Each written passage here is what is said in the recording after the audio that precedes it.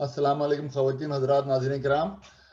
मेरा नाम मोहम्मद अकबर है और बाबुल इल्म एजुकेशन सोसाइटी की जानिब से हमने प्रोग्रामों का एक सिलसिला शुरू किया है जिसमें प्रोफेसर सैयद नासिर हुसैन हाशमी साहब मुख्तलिफ अमूर पर डिस्कस करते हैं मसाइल को। और पिछली मरतबा जो गुफ्तगू हमने करी थी वो सिलसिला था तौहीद का, और वो अभी ज़ाहिर नाम मुकम्मल है, तो मौलाना साहब तौहीद के मसले पर ही मज़ीद गुफ्तगू करेंगे आज। अगर आपके पास कोई सवाल हो तौहीद के बारे में के मौजू पर तो आप कर लीजिएगा शुरू में, और वरना फिर जब तौहीद पे डिस्कशन हमारा आज कंक्लूड होगा तो उसके बाद अगर कोई और सवाल होगा तो आप हमारे मुतफर्रिक सवालात के सेक्शन में कर सकते हैं। मौलाना साहब, नदीम काज़मी साहब का एक सवाल था वजूद के बारे में, तो वो तो आप डिस्कशन के बीच में उसको कवर मेरे ख्याल से कर लेंगे। तो लिहाजा अब मैं आपको खुशामदीद कहने के साथ साथ आपसे गुजारिश करूंगा कि आप अपनी गुफ्तगू का आगाज करें। बिस्मिल्लाहिर्रहमानिर्रहीम। मुअज़्ज़िज़ सामीन व सामिआत, अस्सलामु अलैकुम। हमें बड़ी खुशी है कि अल्हम्दुलिल्लाह आज हम अपना तसलसुल गुफ्तगू तौहीद के ऊपर दूसरा दर्स आपकी खिदमत में पेश कर रहे हैं और आपके नज़र समात कर रहे हैं। तो गुज़िश्ता तकरीर जो हमने की थी तौहीद के मौजू पर, जाहिर है कि आप लोगों के अज़हान में महफूज होगी, लेकिन हम थोड़ा सा इशारा करते हुए चलें ताकि एक मर्तबा अज़हान जो हैं वो आज की गुफ्तगू से मुत्तसिल हो जाएं। तो गुज़िश्ता नशिस्त में हमने चंद चीज़ों की तरफ आपकी तवज्जो दिलाई थी, जिसमें पहली चीज़ जिसे हमने आपकी सिर्फ मालूमात में इजाफे के लिए, आपके इल्म में इजाफे के लिए बयान किया था कि आलम इस्लाम में अक़ायद के एतबार से मुख्तलिफ मकातिब फ़िक्र वजूद में आए और मुख्तलिफ ज़मानों में वजूद में आए। उसकी किसी हद तक तारीख़ हमने आपके सामने रखी थी। अब आज हम थोड़ी सी तफसील और बता दें और उसके बाद इंशाअल्लाह हम वहीं से मुत्तसिल हो जाएंगे जहां गुज़िश्ता गुफ्तगू आप समाअत फरमा रहे थे और हमारा तसलसल जो है जहां जाके ठहर गया था। तो बात यह है कि जब हम इल्म में दीन की बात करते हैं, दीन को समझने की बात करते हैं, दीन की तालीमात की बात करते हैं, तो इस इल्म दीन को हम 3 शोबों में बांटते हैं। पहला शोबा जो है वो अक़ायद व नज़रियात का है, दूसरा शोबा अखलाकियात का है और तीसरा शोबा अमल और मामलात का है। तो पहला शोबा जो है उसमें हम अक़ायद व नज़रियात को समझते हैं, अक़ायद व नज़रियात पर बात करते हैं। अब अक़ायद व नज़रियात का जहाँ तक ताल्लुक़ है, जैसा कि हम गुज़िश्ता तक़रीर में बता चुके हैं कि अक़ायद का असल उसूल जो है वो तौहीद है। दीन इस्लाम में बुनियादी चीज़ जो है वो तौहीद है। तो अब बाद में जितने भी अक़ायद की बात होती है वो तौहीद की बुनियाद पर ही होती है। तो इस एतबार से वो इल्म कि जिसमें हम अक़ायद पर बात करें या बाल्फाज़ दीगर हम ये कहें कि तौहीद पर बात करें, क्योंकि हम जिस चीज़ पर भी बात कर रहे हैं, ख़्वाह हम मुआद पर बात कर रहे हों, ख़्वाह हम अदालत पर बात कर रहे हों, ख़्वाह हम किसी और नबूवत या इमामत, विलायत वग़ैरह से गुफ्तगू कर रहे हों, उन सब की बुनियाद तौहीद ही होती है। तो इस एतबार से वो इल्म कि जिसमें हम तौहीद के ऊपर बात करते हैं, उसको हम कहते हैं इल्म कलाम। अच्छा, अब इल्म कलाम क्यों कहते हैं, ये इंशाअल्लाह किसी और मौके पर हम इसकी तफसील आपके सामने पेश कर देंगे। फ़िलहाल हम आपको एक इस्तिलाह बता रहे हैं, इल्म कलाम। तो इल्म कलाम जो है, उसका आगाज़ कहाँ से हुआ, कब से आया, कहाँ-कहाँ इसकी मुख्तलिफ शक्लें वजूद में आईं, ये चीज़ें बहुत तफ़सील से हमें नहीं बयान करना है। लेकिन जैसा कि अभी हमने कहा कि हमें मकतब तौहीद, मकतब अहले बैत, मकतब तशय्यो की तौहीद बयान करना है। तो अब एक तक़ाबुली जायज़ा जो है वो हमारे लिए ज़रूरी शय बन जाता है, वरना हमें कोई ज़रूरत नहीं है कि हम दीगर लोगों के अक़ायद बयान करें, हमें अपने ही अक़ायद बयान करना है। हर शख़्स अपने अक़ायद बयान करने का खुद ज़िम्मेदार है, हमें कोई हक़ नहीं है कि हम दूसरों के अक़ायद के ऊपर गुफ्तगू करें, लेकिन एक तक़ाबुली जायज़ा होता है जो कि हमें करना पड़ता है। तो उस एतबार से हमने ये कहा था कि एक हमारे पास मकतब तशय्यो है, जो कि मकतब अहले बैत है, مکتب امامیہ ہے، مکتب عدلیہ ہے، کوئی بھی لفظ آپ اس کے لیے استعمال کر سکتے ہیں۔ اچھا، یہ وہ مکتب ہے کہ جس نے تمام دینی تعلیمات اہل بیت سے لی۔ اچھا، اس کے بعد ہمارے سامنے جو دیگر مکاتب فکر ہیں، اس میں ایک مکتب جس کے بارے میں ہم نے گزشتہ کافی حد تک آپ کو بتایا تھا، مکتب معتزلہ، اور دوسرا مکتب جو اس کے مقابلے پر وجود میں آیا تھا اور ابو الحسن اشعری نامی ایک عالم نے اس کو اختراع کیا تھا، تو ان کا بھی تذکرہ ہم نے کیا تھا اور مکتب اشاعرہ کا تذکرہ بھی کیا تھا۔ تو اب صورت یہ ہے کہ پہلے ہم آپ کو یہ بتا دیں کہ ہمارے پاس جو علم کلام آیا ہے وہ مکتب تشیع میں جو احادیث پیغمبر اسلام کے ذخیرے ملتے ہیں، اس میں ہمارے پاس ایسی حدیثیں بھی ہیں کہ جن میں ہم تدبر اور تفکر اور اس کے بعد پروردگار عالم کی صفات کے اوپر، ذات کے اوپر، اس کے افعال کے اوپر اور دیگر چیزوں کے اوپر بات کر سکتے ہیں۔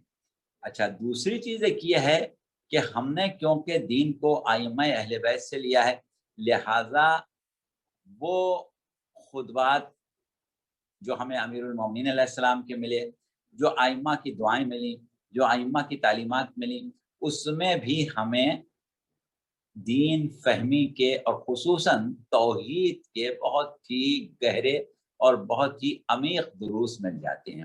لہٰذا ہمارے پاس علم کلام جو ہے وہ ماخوذ ہے تعلیمات محمد و آل محمد علیہ السلام سے۔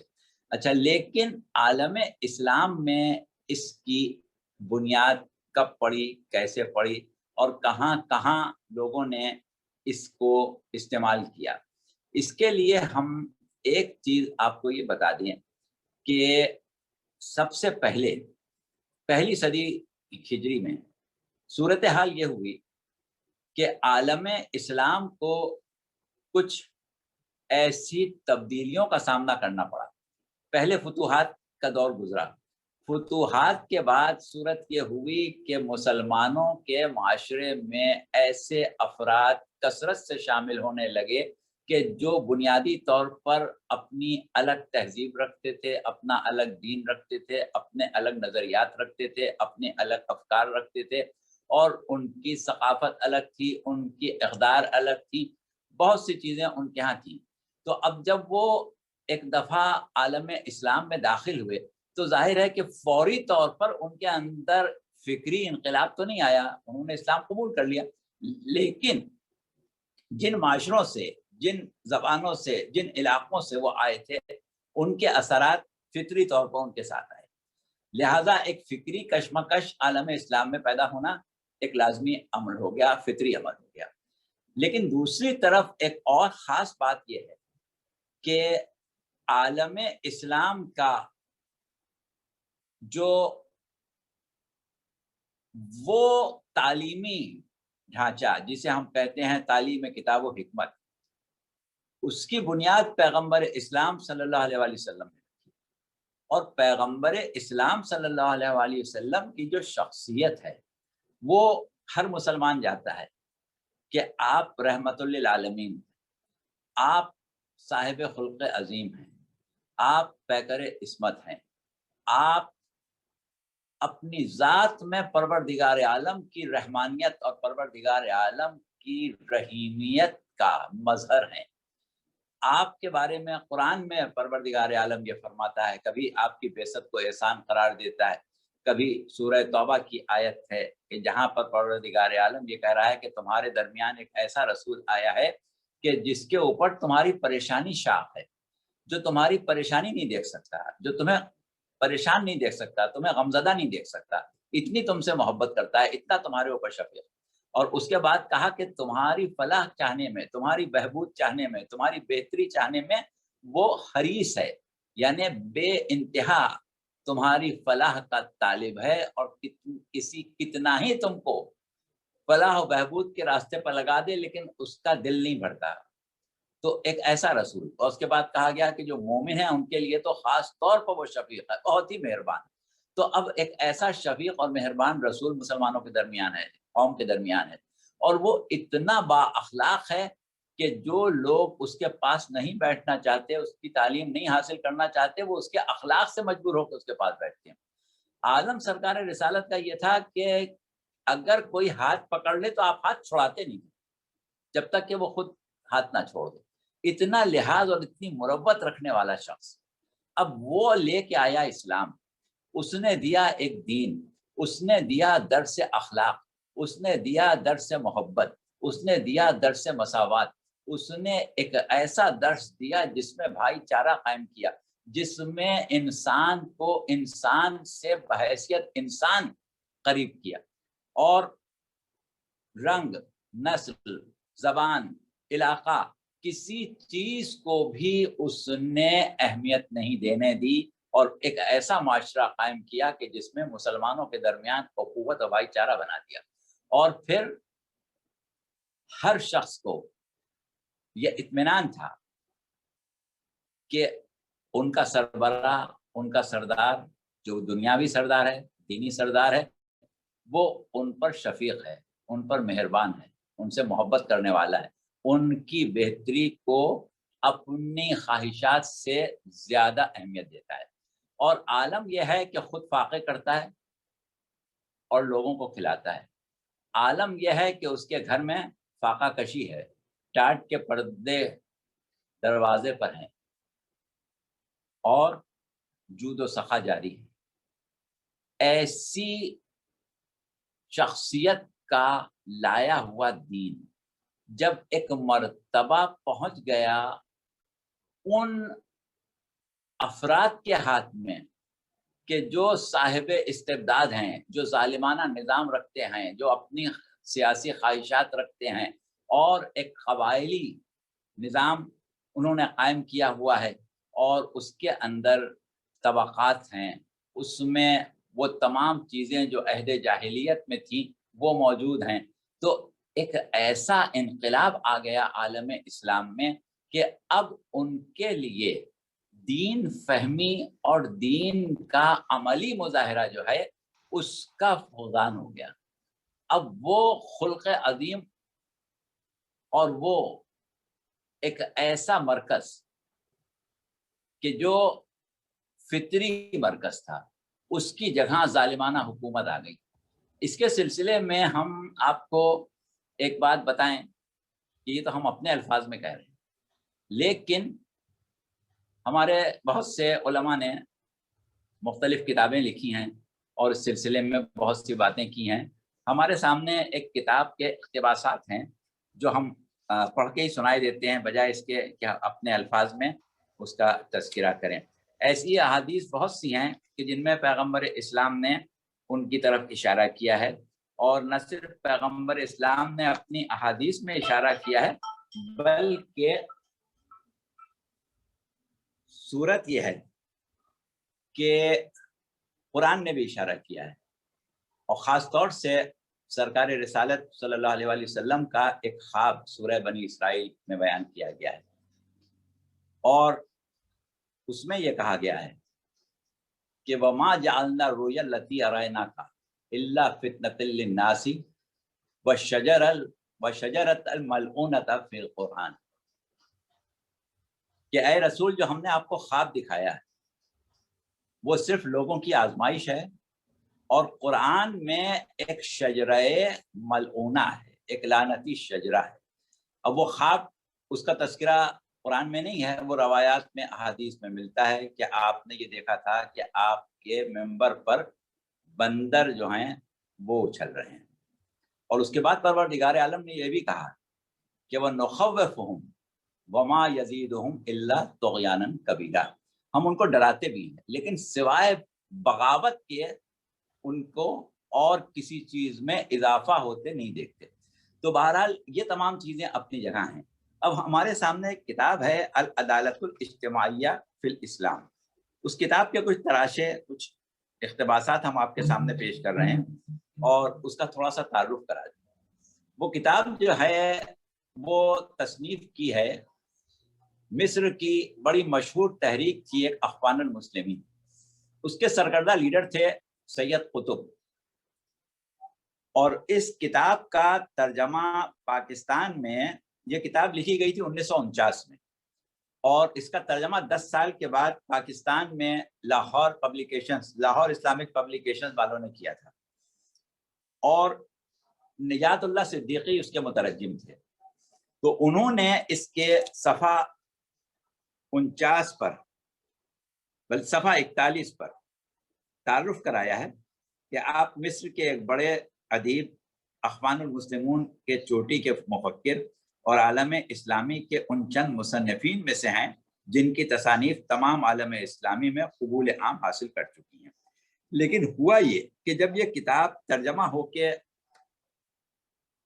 بر صغیر کے یعنی اردو بولنے والے مسلمانوں کے سامنے آئیں تو وہ برداشت نہیں کر سکے، لہذا بار بار اس میں سے مختلف چیزوں کو حذف کیا گیا، بار بار اس میں تبدیلی کی گئی، بار بار اس کو نئے سرے سے مرتب کیا گیا، لیکن آخر تک بر صغیر کے مسلمان اس کو برداشت نہیں کر سکے۔ تو اس میں انہوں نے خاص طور سے عہد امیہ کا تذکرہ کیا ہے۔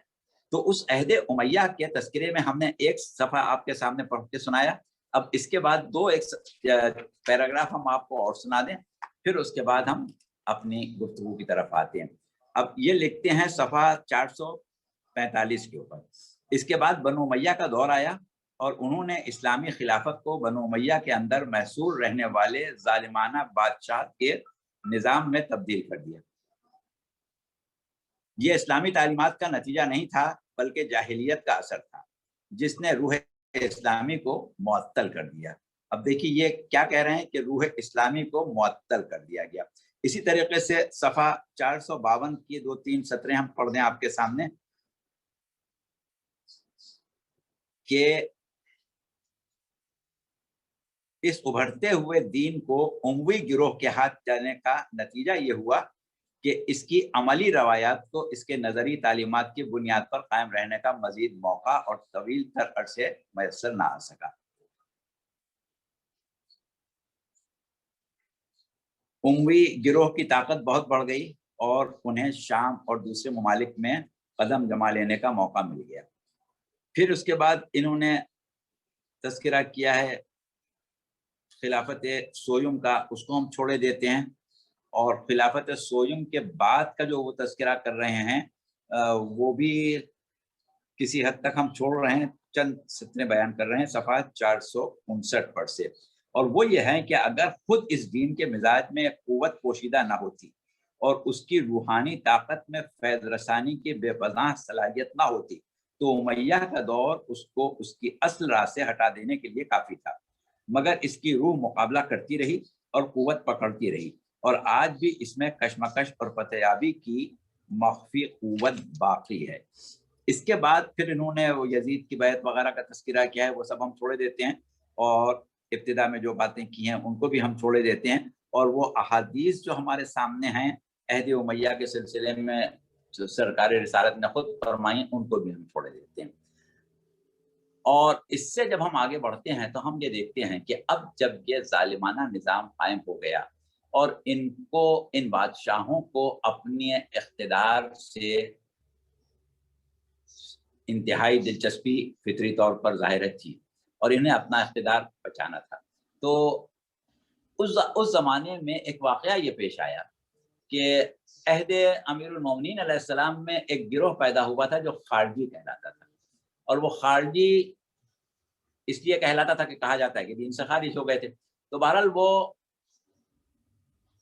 آپ کے بھی مخالف تھے، امیر المومنین کے بھی مخالف تھے، لیکن ان کے مخالف ہونے کا عالم اسلام کو اتنا مسئلہ نہیں ہے، مسئلہ عالم اسلام کو یہ ہوا کہ وہ بنو امیہ کے مخالف تھے، اور انہوں نے ایک نظریہ قائم کیا۔ اب یہاں سے دیکھیے یہ علم کلام کی بات ہو رہی، انہوں نے ایک نظریہ قائم کیا، اور وہ نظریہ یہ تھا کہ اگر کوئی شخص فسق و فجور کرے، کھلم کھلا گناہ کرے تو وہ کافر ہے، اور اس کے کافر ہونے کا وہ جو جواز پیش کرتے تھے وہ یہ کرتے تھے کہ جن چیزوں کو اللہ نے منع کیا، اور خاص طور سے گناہان کبیرہ کے جنہیں خاص طور سے قرآن میں منع کیا گیا، اب اگر ان کا ارتکاب کر رہا ہے تو وہ عملاً دین کا انکار کر رہا ہے، جس چیز کو اللہ منع کر رہا ہے اس کو کھلم کھلا کر رہا ہے، بے دھڑک کر رہا ہے، تو گویا وہ دین کا انکار کر رہا ہے. جب دین کا انکار کر دیا تو وہ کافر ہو گیا. اب جب کافر ہو گیا تو اس کے لیے اطاعت لازم ہونا یا اس کا اولی الامر ہونا یا اس کا خلیفۃ المسلمین ہونا سوال ہی پیدا نہیں ہوتا. تو یہ چیز بادشاہوں کے لیے بہت پریشان کن تھی. لہٰذا انہوں نے ایک خاص کام یہ کیا کہ ایک نئے عقیدے کا انتظام کیا. یہ کہیں کہ داغ بیل ڈالی یا یہ کہیں کہ ایجاد کروایا. اور بادشاہوں کے علماء، خوشامدی علماء، سرکاری مفتی، وہ سب ظاہر ہے کہ اس معاملے میں سرگرم عمل ہو جاتے ہیں. تو انہوں نے ایک عقیدے کی بنیاد ڈالی جو اس زمانے میں مرجیہ کہلاتا تھا. اچھا، اب مرجیہ عقیدہ جو تھا وہ کیا تھا؟ مرجیہ عقیدہ بہت سی چیزیں تھیں ان میں، لیکن دو چیزیں جو بادشاہوں کے کام کی تھیں. پہلی چیز یہ تھی کہ جو شخص اپنی زبان سے کلمہ اسلام جاری کر دے، اپنی زبان پر کلمہ اسلام جاری کر دے، وہ بہرحال مسلمان ہے، اس کو کافر نہیں کہا جا سکتا. کافر صرف وہ ہوتا ہے جو زبان پر کلمہ کفر جاری کرے. جو زبان سے کلمہ کفر جاری نہ کرے، عملاً چاہے اسلام کی کتنی مخالفت کر لے، اس سے فرق نہیں پڑتا، وہ مومن ہی رہتا ہے.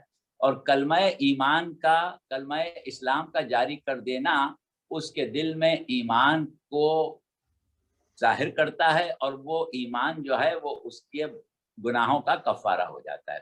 تو اس اعتبار سے کوئی شخص کتنا ہی فاسق و فاجر ہو، اس کا ایمان اپنی جگہ پختہ ہے، اور وہ اولی الامر بھی ہو سکتا ہے، وہ خلیفۃ المسلمین بھی ہو سکتا ہے، وہ رحمۃ اللہ علیہ بھی ہو سکتا ہے، وہ سب کچھ ہو سکتا ہے. ایک چیز تو یہ تھی. اور دوسری چیز جو تھی وہ ایک عقیدہ تھا جو بنو امیہ کے عہد میں جب بہت سے عقائد سامنے آئے ان حالات کی بنیاد پر کہ جو مختلف افکار عالم اسلام میں آ گئی تھی، تو اس میں ایک شخص ہمیں ملتا ہے جہیم ابن صفوان. اس نے ایک عقیدہ جب اختراع کیا تھا. اور اس کے علاوہ غیلان دمشقی اور کئی ایک لوگ ایسے ملتے ہیں کہ جنہوں نے عقیدہ خود مختاری، یعنی انسان کا اپنے ارادے میں اور اپنے عمل میں آزاد ہونا، اس کا پرچار کیا تھا. تو ایک جبریہ کہلاتے تھے، ایک قدریہ کہلاتے تھے. اب یہ ہوا کہ عالم میں اسلام میں جب ایک استبدانہ حکومت قائم ہو گئی اور وہ مظالم بھی کرنے لگے، تو ان کو ضرورت پڑی عقیدہ جبر کی. اور اس عقیدہ جبر میں یہ کہا جاتا تھا کہ انسان اپنے عمل میں مجبور ہے.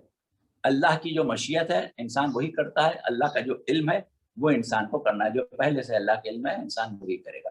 تو یہ چیزیں جو تھیں یہ ایک مرتبہ آہستہ آہستہ علم کلام کا ایک راستہ بنتی چلی گئی. تو اس طرح سے بنو امیہ کے عہد میں یہ صورتحال پیش آئی. اس کے بعد بنو عباس کا جو زمانہ تھا، اس سے پہلے عمرو ابن عبید اور واصل ابن عطا نے ایک نظریہ قائم کیا تھا.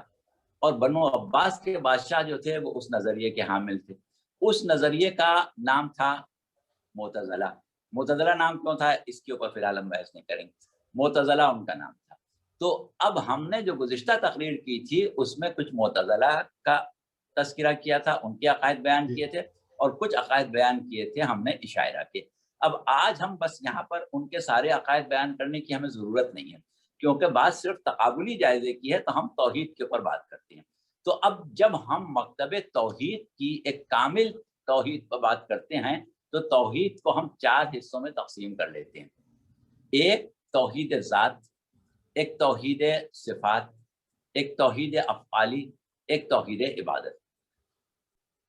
اب یہ جو 2 مکتب تھے، ایک معتزلہ اور ایک اشاعرہ، ان میں صورتحال یہ تھی کہ مکتب معتزلہ توحید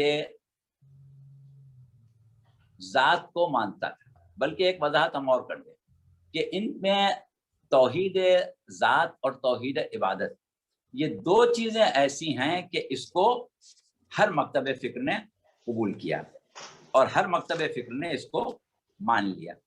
لیکن 2 چیزیں توحید صفات اور توحید افعالی، اس میں اختلاف ہوا. मुअतज़िला ने तौहीद सिफात को माना, तौहीद अफ़ाली से इनकार कर दिया, और इशायरा ने तौहीद अफ़ाली को तो माना लेकिन अक़ीदा जबर के साथ माना इशायरा ने, और तौहीद सिफात का इनकार कर दिया।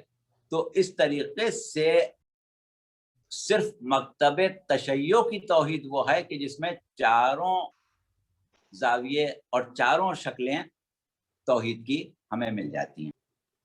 या आज के मुसलमानों के उमूमी अकायद अगर आप देखें, आम लोगों के अकायद, तो आपको अकीदा मर्जिया की बहुत ज्यादा उसमें झलक नजर आएगी और अकीदा जब्र की बहुत ज्यादा उसमें ताकीद नजर आएगी। अब इसकी वजह क्या है? जाहिर है कि मुसलमानों ने एक तवील दौर गुजारा, एक लंबा अरसा है अहदे उमवी, जिसमें मुसलमानों के दरमियान ये चीजें रासिख होती रहीं।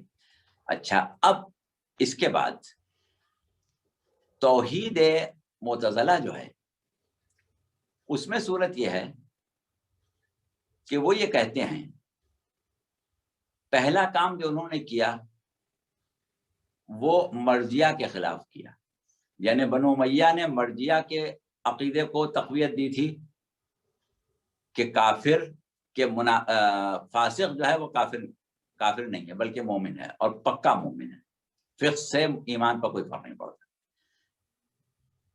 खारजी कहते थे कि फिस्क से ईमान जाता रहता। इन्होंने एक नया अकीदा दरियाफ्त किया या ईजाद किया, दरियाफ्त तो गलत लफ्ज है, ईजाद किया। वो क्या ईजाद किया कि फासिक जो है ना वो मोमिन है ना काफिर है, उसको वो मंजिलत बैनुल मंजिलतैन कहते हैं। वो हमें उस पर नहीं जाना है, सिर्फ इतना कहना है कि उनकी तौहीद क्या है। अच्छा, उसके बाद उनकी तौहीद का एक उसूल है वादा व वईद। वादा व वईद में वो ये कहते हैं कि परवरदिगार आलम ने जिस चीज का वादा किया यानी जजा देने का, और जिस चीज की वईद की यानी सजा देने की, उस पर अल्लाह कायम है। और वो इसलिए कहते हैं कि वो अल्लाह को आदिल मानते हैं। वो कहते हैं कि अल्लाह आदिल है। अब अल्लाह का आदिल होना हमारा दीन है, और हम अल्लाह को कैसे आदिल मानते हैं कि इंशाअल्लाह अदालत के बाब में बयान करेंगे। लेकिन मुअतज़िला ने भी कहा कि अल्लाह इस मामले में आदिल है कि वो अपने कौल के खिलाफ नहीं कर सकता। यहाँ पर इशायरा का अकीदा इससे मुख्तलिफ है। इशायरा की तौहीद ये कहती है कि अल्लाह कादिर मुतलक है और अपने अमल का पूरा पूरा इख्तियार रखता है।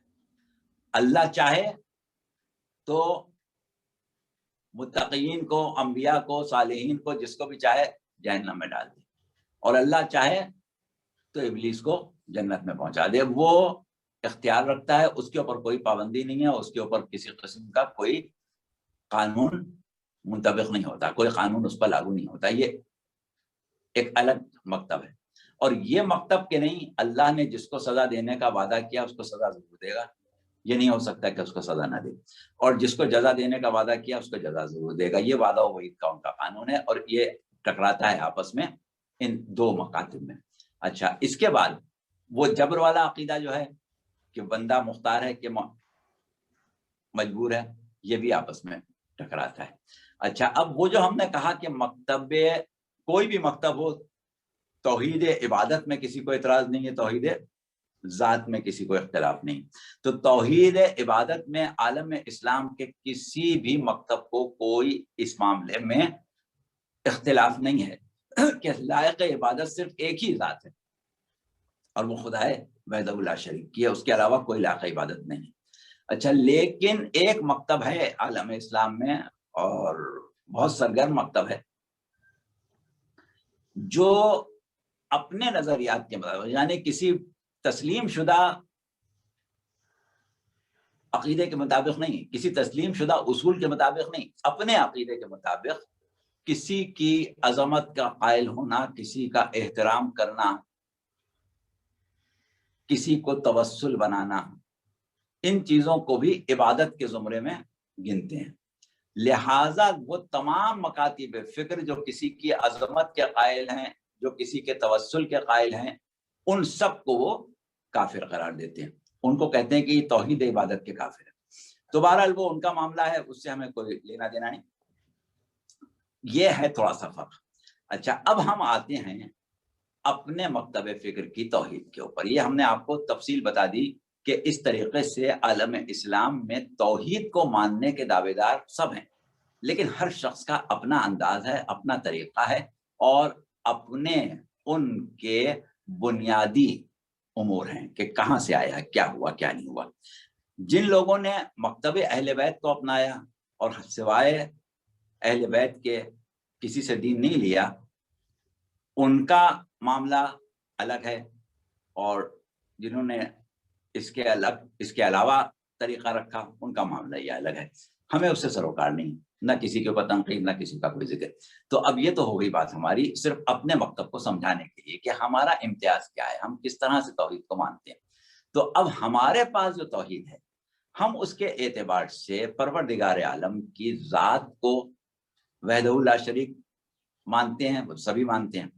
اچھا اب ذات کی توحید کیا ہے، صفات کی توحید کیا ہے، عبادت کی توحید کیا ہے، اور افعال الہیہ کی توحید کیا ہے، یہ ہمارا تفصیلی گفتگو کا سلسلہ انشاءاللہ آئندہ تقریروں میں جاری رہے گا. آج ہم کچھ بنیادی چیزیں آپ کے سامنے پیش کریں گے. یعنی اب ہم مکتب اہل بیت کی توحید کی بات کر رہے ہیں، بس یہ ہم نے تھوڑا سا ایک تقابلی جائزہ پیش کر دیا تھا، اس کو اب آپ چھوڑ دیں، اب آگے آ جائیے. تو اب صورت یہ ہے کہ ہم ایک چیز جس کی بات کرتے ہیں وہ توحید ذات ہے، اور دوسری چیز جس کی بات کرتے ہیں وہ توحید صفات ہے، پھر توحید عبادت، اور پھر توحید افعالی. تو توحید ذات کو سمجھنے سے پہلے اب ہم وہیں پر آ جائیں گے جہاں سے ہم نے اپنی گفتگو کو اس دن ختم کیا تھا، اور وہاں پر ہم نے وجود کی اقسام پر بات کی تھی. اور وجود کی اقسام پر جو ہم بات کر رہے تھے تو ہم نے یہ کہا تھا کہ ہم خود اور ہمارے گرد و نواح میں جتنی بھی چیزیں ہیں ان میں ہم بعض صفات کو پاتے ہیں. اس اعتبار سے ہم نے یہ کہا تھا کہ کائنات میں ہر شے جو ہمارے گرد و نواح میں ہے اور ہم خود ایک ایسا وجود ہیں کہ ہمارے لیے ہونا ممکن بھی ہے اور ناممکن بھی ہے. یعنی ہم ہیں اس لیے ہیں کہ ہمارا ہونا ممکن تھا، اور ہم نہ ہوتے تو اس میں بھی کوئی ایسی بات نہیں ہے کہ ہم کہیں کہ نہیں ایسا ہو ہی نہیں سکتا تھا، ہمیں ضرور ہونا تھا. نہیں، ہم ایک حادثاتی طور پر دنیا میں آ گئے ہیں، ضروری نہیں تھا کہ ہم ہوتے. تو اب ہم نے یہ کہا کہ وجود کی ایک قسم وہ ہے کہ جس کا ہونا بھی ممکن اور نہ ہونا بھی ممکن، اور ہم خود اس چیز میں شامل ہیں، اس قسم میں ہم خود بھی شامل ہیں. اب جب ہم یہ کہتے ہیں کہ وجود کی ایک قسم وہ ہے کہ جس کا ہونا بھی ممکن ہے، ہو بھی سکتی تھی، اور نہ ہونا بھی ممکن تھا، ممکن تھا نہ ہوتا. تو جب یہ ہم نے دیکھ لیا اور یہ طے کر لیا، اب ہم نے اپنے ذہن پر زور دیا کہ بھائی ایک قسم تو ہمارے سامنے یہ آ گئی کہ جس کا ہونا بھی ممکن ہے اور نہ ہونا بھی ممکن ہے. تو کیا کوئی ایسی چیز ہم تصور میں نہیں لا سکتے کہ جس کا ہونا ناممکن ہو؟ یعنی محال. ہم یہ اصطلاح استعمال کرتے ہیں فلسفے یا کلام میں، محال یعنی ناممکن، امپاسبل. تو جب ہم نے کہا کہ ایک وجود کا ہونا ممکن ہے تو اس کے مقابلے پر یہ بھی ہونا چاہیے کہ ناممکن ہے، محال ہے. جب ہم نے کہا کہ ایک چیز کا نہ ہونا ممکن ہے تو اب ہم کہیں کہ اس کا نہ ہونا محال ہو، یعنی نہ ہونا ناممکن ہو. یہ بھی تو ہو سکتا ہے. تو اب جب ہم یہ سوچتے ہیں کہ بھئی ہونا ممکن ہے تو نہ ہونا بھی ممکن ہو سکتا ہے، نہ ہونا ممکن ہے تو ہونا بھی ناممکن ہو سکتا ہے، یعنی دونوں کو الٹ دیں آپ. تو اب کیا ہوا کہ تین قسمیں بن گئی وجود کی. ایک وہ کہ جس کا ہونا بھی ممکن، نہ ہونا بھی ممکن. ایک وہ کہ جس کا ہونا ناممکن، نہ ہونا ممکن لازم. اور ایک وہ کہ جس کا ہونا لازم یا واجب اور نہ ہونا ناممکن، محال. ہونا واجب، نہ ہونا محال. ہونا محال، نہ ہونا واجب. ہونا بھی ممکن، نہ ہونا بھی ممکن. تو یہ 3 قسمیں ہو گئیں. اب جب ہم ان 3 قسموں میں وجود کو بانٹ لیں گے تو یہ طے شدہ بات ہو جائے گی کہ کوئی ایک قسم کا وجود جو ہے وہ دوسری قسم میں داخل نہیں ہو سکتا. یعنی جس کا ہونا اور نہ ہونا ممکن ہو، اس کے لیے یہ ممکن نہیں ہے کہ اس کا ہونا محال ہو، اور نہ یہ ممکن ہے کہ اس کا نہ ہونا محال ہو، کیونکہ وہ ہے. اچھا، اسی طرح جب ہم نے کہا کہ ایک شے ایسی اپنے ذہن میں سوچی کہ جس کا ہونا محال ہے، تو جس کا ہونا محال ہے اس کا ہونا ممکن نہیں ہو سکتا، اور نہ ہی اس کا ہونا واجب ہو سکتا ہے. اور ایک شے ہم نے کہا ایسی ہے جس کا ہونا واجب ہے، تو جب اس کا ہونا واجب ہے تو اس کا ہونا ممکن نہیں ہو سکتا، یعنی ناممکن نہیں ہو سکتا، اور یعنی وہ ممکن الوجود نہیں ہو سکتا کہ اس کا ہونا ناممکن نہیں ہو سکتا. اچھا، اور اس کا ہونا جب ناممکن نہیں ہو سکتا تو پھر ہونا واجب ہو جائے گا. تو اس اعتبار سے ہم نے 3 اقسام بنائی، ایک ممکن الوجود، ایک ممتنع الوجود، اور ایک واجب الوجود. اچھا، اب اگر ہمیں کسی وجود کے بارے میں یہ ثابت کرنا ہے کہ یہ ممتنع الوجود ہے، تو ہمیں یہ ثابت کرنا پڑے گا کہ یہ ممکن الوجود بھی نہیں ہے. پہلے یہ ثابت کرنا پڑے گا کہ یہ ممکن الوجود نہیں ہے، پھر یہ ثابت کرنا پڑے گا کہ یہ واجب الوجود نہیں ہے. تو جب واجب الوجود بھی نہیں ہے، ممکن الوجود بھی نہیں ہے، تو خود بخود ثابت ہو گیا کہ یہ ممتنع الوجود ہے. اگر ہمیں کسی شے کے لیے ثابت کرنا ہے کہ یہ ممکن الوجود ہے، تو پہلے یہ ثابت کریں کہ یہ ممتنع الوجود نہیں ہے، پھر یہ ثابت کریں کہ یہ واجب الوجود نہیں ہے. تو جب واجب الوجود بھی نہیں ہے، ممکن الوجود بھی نہیں ہے، تو ثابت ہو گیا کہ ممکن الوجود کے علاوہ کچھ نہیں ہو سکتا. تو اب یہ ہم ثابت کیسے کریں گے؟ یہ ہم ایسے ثابت کریں گے کہ ہمارے پاس صفات کا تعین ہو جائے کہ ممکن الوجود میں کون سی صفات ہوتی ہیں جو باقی دونوں میں نہیں ہو سکتی، واجب الوجود میں کون سی صفات ہو سکتی ہیں جو باقی دونوں میں نہیں ہو سکتی، اور ممتنع الوجود کیونکہ ہے ہی نہیں، لہذا صفات کا بھی سوال نہیں پیدا ہوتا. کوئی صفات وہاں ہو، جب ہے ہی نہیں تو صفات کیا. تو یعنی ممتنع الوجود ہونا ثابت ہو گیا، تو اب صفات کا مسئلہ یہ ختم ہو گیا. صفات کیا ہوں گی جب ہے ہی نہیں تو. اچھا، اب یہاں پر آنے کے بعد اب ہم آج آغاز کرتے ہیں عقلی بنیاد پر صفات ممکن اور صفات واجب کا. کیا ہونا چاہیے صفات؟ اب کیونکہ ہمیں اپنے بارے میں، ہم خود ممکن الوجود ہیں، ہم نے یہاں سے غور شروع کیا. اب ہم نے کہا کہ ہم ایک ایسا وجود ہیں کہ جو اپنے وجود کے اسرار و رموز سے ہی واقف نہیں. تو اس کا مطلب یہ ہوا کہ ہم نے خود اپنے آپ کو ایجاد نہیں کیا. پھر ہمیں نہ اس بات پر اختیار ہے کہ ہم اپنے وجود کو باقی رکھیں،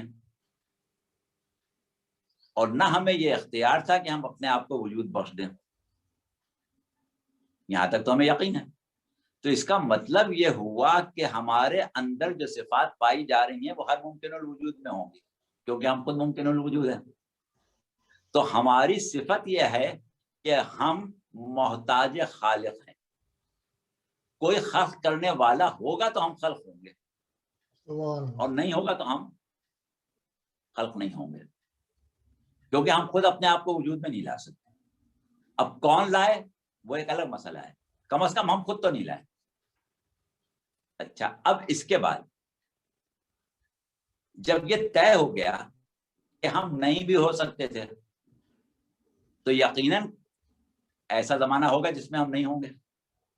کیونکہ ہم جب اپنے اوپر غور کرتے ہیں تو ہمیں یاد نہیں آتا ایک خاص وقت تک کہ اس کے بعد ہم تھے اس سے پہلے یا نہیں تھے.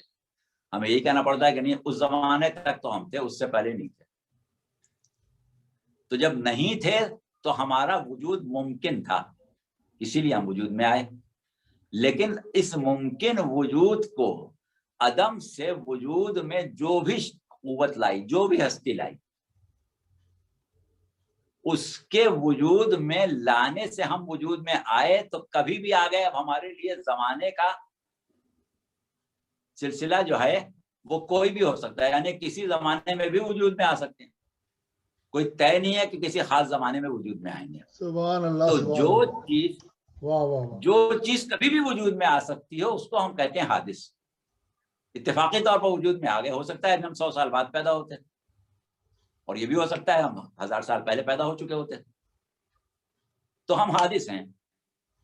تو اس کا مطلب یہ ہوا کہ ممکن الوجود جو ہے وہ محتاج خالق بھی ہوتا ہے, حادث بھی ہوتا ہے. اچھا, ابھی ہم اس کی صفات کا اور تعین کریں گے, لیکن ایک بات یاد دلا دیں کہ گزشتہ تقریر میں ہم یہ ثابت کر چکے تھے کہ ہر شے کائنات کی ممکن الوجود نہیں ہو سکتی جب تک کم از کم ایک واجب الوجود نہ ہو. یہ ہم بحث کر چکے ہیں, اس کو دوبارہ نہیں کرنا. کوئی ایک واجب الوجود کم سے کم ہو سکتا ہے, ایک سے زیادہ ہوں, کیونکہ ابھی ہم تعدد پر تو نہیں آئے. تو ہم یہ دیکھ رہے ہیں کہ جو چیز ممکن الوجود ہے وہ حادث بھی ہے اور وہ محتاج خالق بھی ہے. دو صفات ہمارے سامنے آ گئی.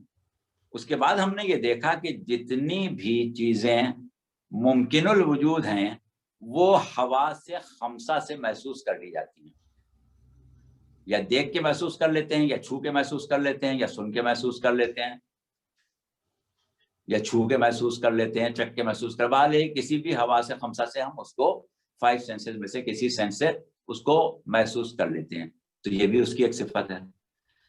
اس کے بعد ہمیں یہ معلوم ہے کہ وہ جسم رکھتی ہے. ممکن الوجود کا جسم ہوتا ہے, لطیف ہو یا کثیف ہو, نظر آئے یا نہ نظر آئے, یہ ایک الگ مسئلہ ہے.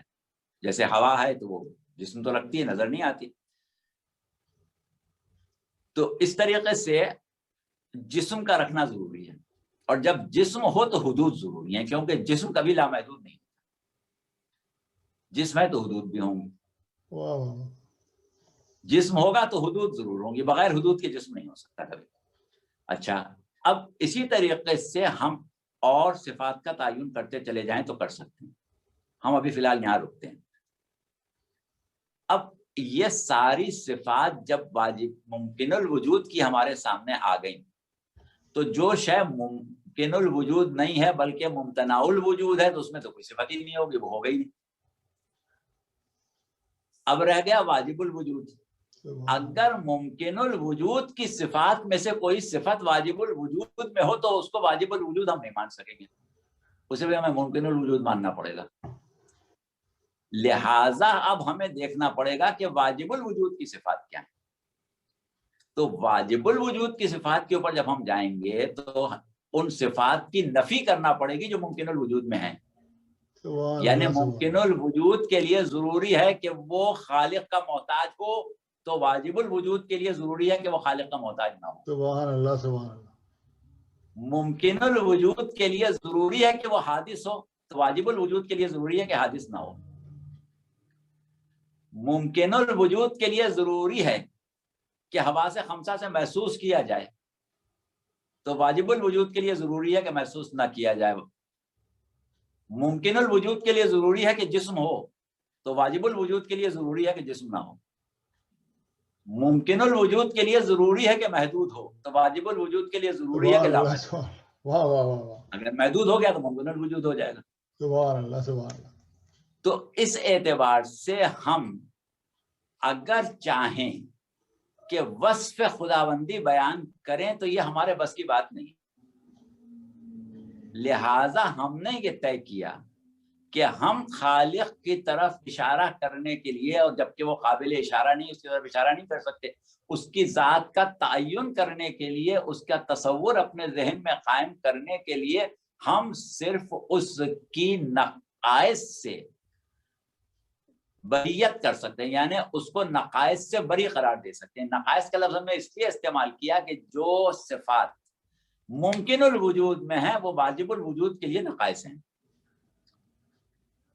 واجب الوجود میں اگر وہ پائی جائے تو وہ نقص ہو جائے گا. سبحان اللہ, سبحان اللہ. نقائص کی نفی کرنا جو ہے وہ ہمارے لیے ضروری ہے. دیکھیے قرآن میں پروردگار عالم نے, اور احادیث میں بھی, اور خاص طور سے ہم قرآن کی بات کرتے ہیں, قرآن میں بھی 2 لفظ استعمال کیے ہیں اپنے بارے میں, ایک حمد اور ایک تسبیح. حمد کا لفظ بہت کم استعمال کیا, تسبیح کو عموماً استعمال کیا. یسبح للہ ما فی السماوات و ما فی الارض, جو کچھ زمین و آسمان میں اللہ کی تسبیح کر رہا ہے. تسبیح میں اور حمد میں فرق کیا ہے؟ بعض वक्त हमद और तस्बीह साथ भी इस्तेमाल हुआ, युसब्बिहु रादो बिहम्दि, तो वहां पर हमद और तस्बीह साथ बाज़ जगह इस्तेमाल हुआ है, लेकिन हमद कम इस्तेमाल हुआ, तस्बीह ज्यादा इस्तेमाल हुआ। तस्बीह में और हमद में फर्क यही कि हमद में वस्फ बयान किया जाता है और तस्बीह में उसकी जात से नकाइस की नफी की जाती है। अगर हमने कहा कि अल्लाह कादिर है, अल्लाह आलिम है, अल्लाह हई है, तो ये सब हम उसके वस्फ बयान कर रहे हैं, लेकिन क्या हम अपनी अक्ल से उसकी कुदरत का तायुन कर सकते हैं?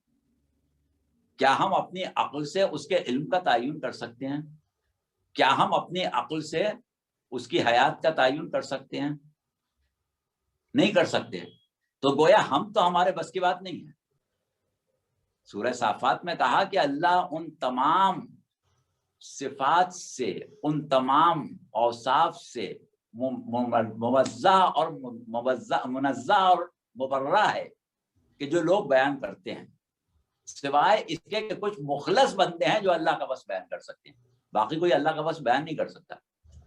तो अब जब हम अल्लाह का वस्फ नहीं बयान कर सकते और हम दूसरी तरफ ये कहें कि अल्लाह वो है जो जिस्म नहीं रखता, तो ये तो हमने सही सही बात बयान कर दी ना। हम कहें अल्लाह वो है जो लामहदूद है, जो हुदूद नहीं रखता। हम कहें अल्लाह वो है जो मकान नहीं रखता। हम वो कहें कि अल्लाह वो है जो तगय्युर नहीं रखता। हम ये कहें कि अल्लाह वो है जो हवादिस से दो चार नहीं होता। हम ये कहें कि अल्लाह वो है कि जो आंख से नजर नहीं आ सकता। हम ये कहें कि अल्लाह वो है कि जो अज्जा से नहीं बना है। तो ये सब बातें तो हैं, ये तो हमने पूरी पूरी बात बयान कर दी ना। तो ये हमने तस्बीह की अल्लाह की। तो ये होता है सिफात को समझने का तरीका। लिहाजा हमारे मुतकल्लिमीन ने, हमारे उलमा इल्म कलाम ने अल्लाह की सिफात को जमाली और जलाली के तौर पर बयान किया। वो सिफात जो अल्लाह की ज़ात के शायान शान हैं, जैसे कादिर, कदीम, हई, मुदरिक, मुरीद, मुतकल्लिम, आलिम, सादिक, ये तमाम चीजें जो हैं ये उसके शायान शान हैं।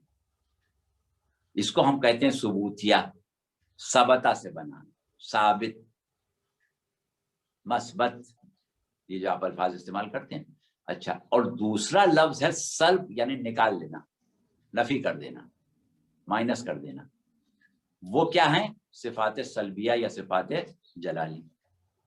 जैसा कि अभी हमने कहा कि महदूद नहीं है, मकान नहीं रखता, जिस्म नहीं रखता, ये चीजें जो होती हैं, मुरक्कब नहीं है, ये तमाम चीजें जो हैं ये सिफात सल्बिया हैं। तो अब एक हो गई सल्बिया और एक हो गई सुबूतिया। तो सल्बिया क्यों हैं? सल्बिया इसलिए हैं कि ये मुमकिनुल वजूद की सिफात हैं, और मुमकिनुल वजूद की सिफात से मुबर्रा और मुनज़्ज़ा है वाजिबुल वजूद। तो वाजिबुल वजूद की जात से हम मुमकिनुल वजूद की सिफात को सल्ब कर देते हैं। इस तरह हम परवरदिगार आलम की जात का अपनी अक्ल के मुताबिक तायुन करने की कोशिश करते हैं। अब ये जो बहस हमने छेड़ी मुमकिनुल वजूद, वाजिबुल वजूद और मुमतनाउल वजूद की, इसका मकसद हमने हासिल कर लिया। किस मकसद से छेड़ी थी? अब अगर आगे आपके सवालात होंगे तो फिर हम बात करेंगे, लेकिन अभी हमने अपने मकसद को यहाँ पर हासिल कर लिया। अच्छा, अब हम थोड़ा आगे बढ़ते हैं।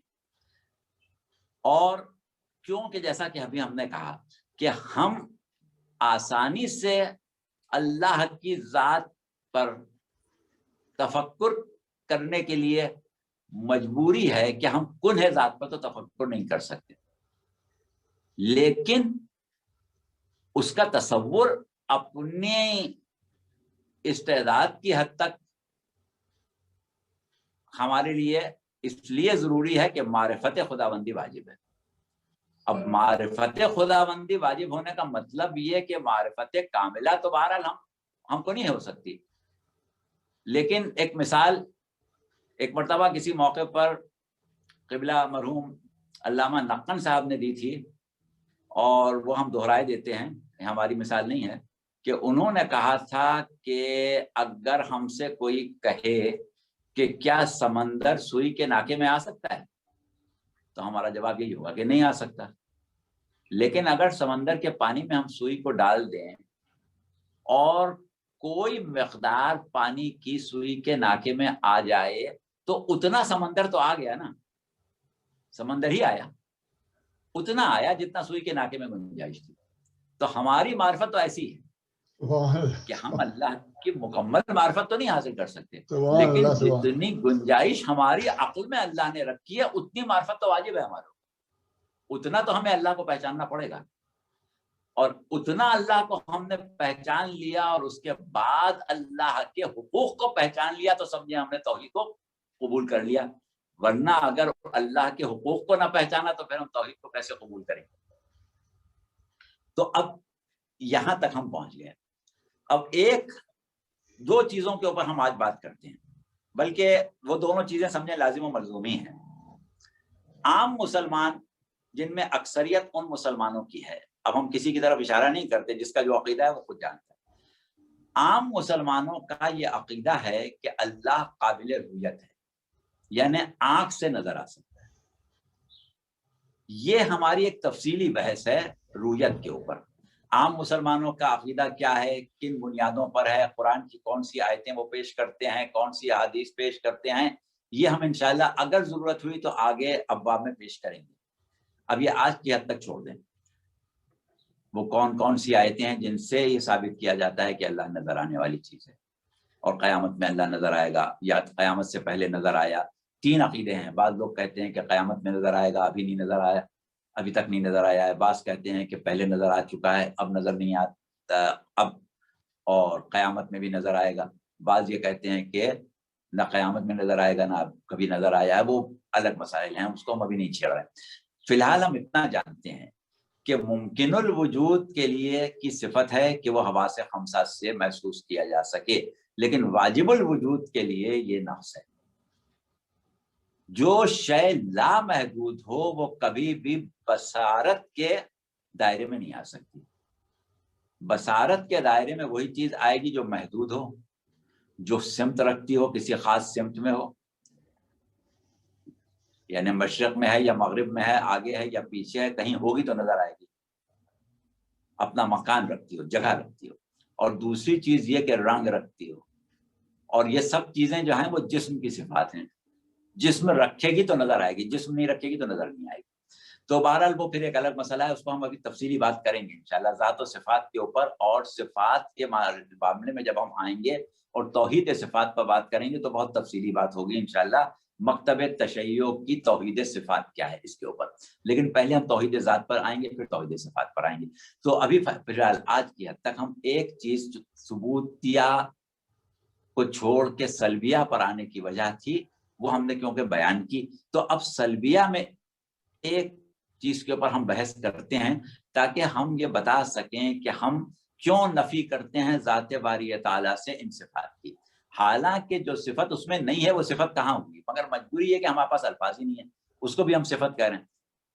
جب ہے ہی نہیں تو صفت کہاں ہوگی. چلیے اب آگے بڑھیں. ہم نے کہا کہ اللہ جسم نہیں رکھتا, اللہ کا جسم نہیں. تو اب آپ سوال کر سکتے ہیں کہ بھائی یہ نظریہ آپ نے کیسے قائم کر لیا کہ اللہ کا جسم نہیں. ہم نے تو یہ سنا ہے کہ اللہ عرش پر بیٹھتا ہے, ہم نے یہ تو سنا ہے کہ قیامت میں اللہ عرش پر بیٹھے گا تو عرش چرچرا جائے گا. ہم نے یہ سنا ہے کہ اللہ دوزخ میں اپنی ٹانگ ڈال دے گا جب وہ حل من مزید کا نعرہ بلند کرے گی. تو ٹانگ ہوگی تو ڈالے گا نا, اور جسم ہوگا تو ٹانگ ہوگی, جسم نہیں ہوگا تو ٹانگ کہاں سے آئے گی. اور عرش پر بیٹھے گا کیسے؟ ثم استوى, اب وہ ثم علی العرش استوى والی بات. تو بہرحال یہ کہ وہ قرآن کی آیتیں ہیں, وہ ابھی آج کا موضوع نہیں ہے ہمارا. ہمیں آگے چلیں گے پھر آیات کے اوپر بات کریں گے, احادیث پر بات کریں گے. ابھی ہم صرف عقلی گفتگو کر رہے ہیں. تو اب دیکھیے, ہم نے آپ کو اس سے پہلے والی تقاریر میں یہ بات ثابت کی تھی کہ ہماری, ابھی دیکھیے ممکن الوجود کی بات ہو رہی ہے, واجب الوجود پر نہیں جا رہے. ممکن الوجود اور ممکن الوجود میں ہمارا ذات یا انسان جو مخلوق ہے حادث ہے، ممکن ہے، وہ جسم رکھتا ہے لیکن وہ خود جسم نہیں ہے. جسم رکھتا ہے، خود جسم نہیں ہے. اچھا، اب ہم آپ سے ایک سوال کرتے ہیں کہ حقیقت وجود کو جسم کی ضرورت کیوں ہے؟ کیوں رکھتا ہے جسم؟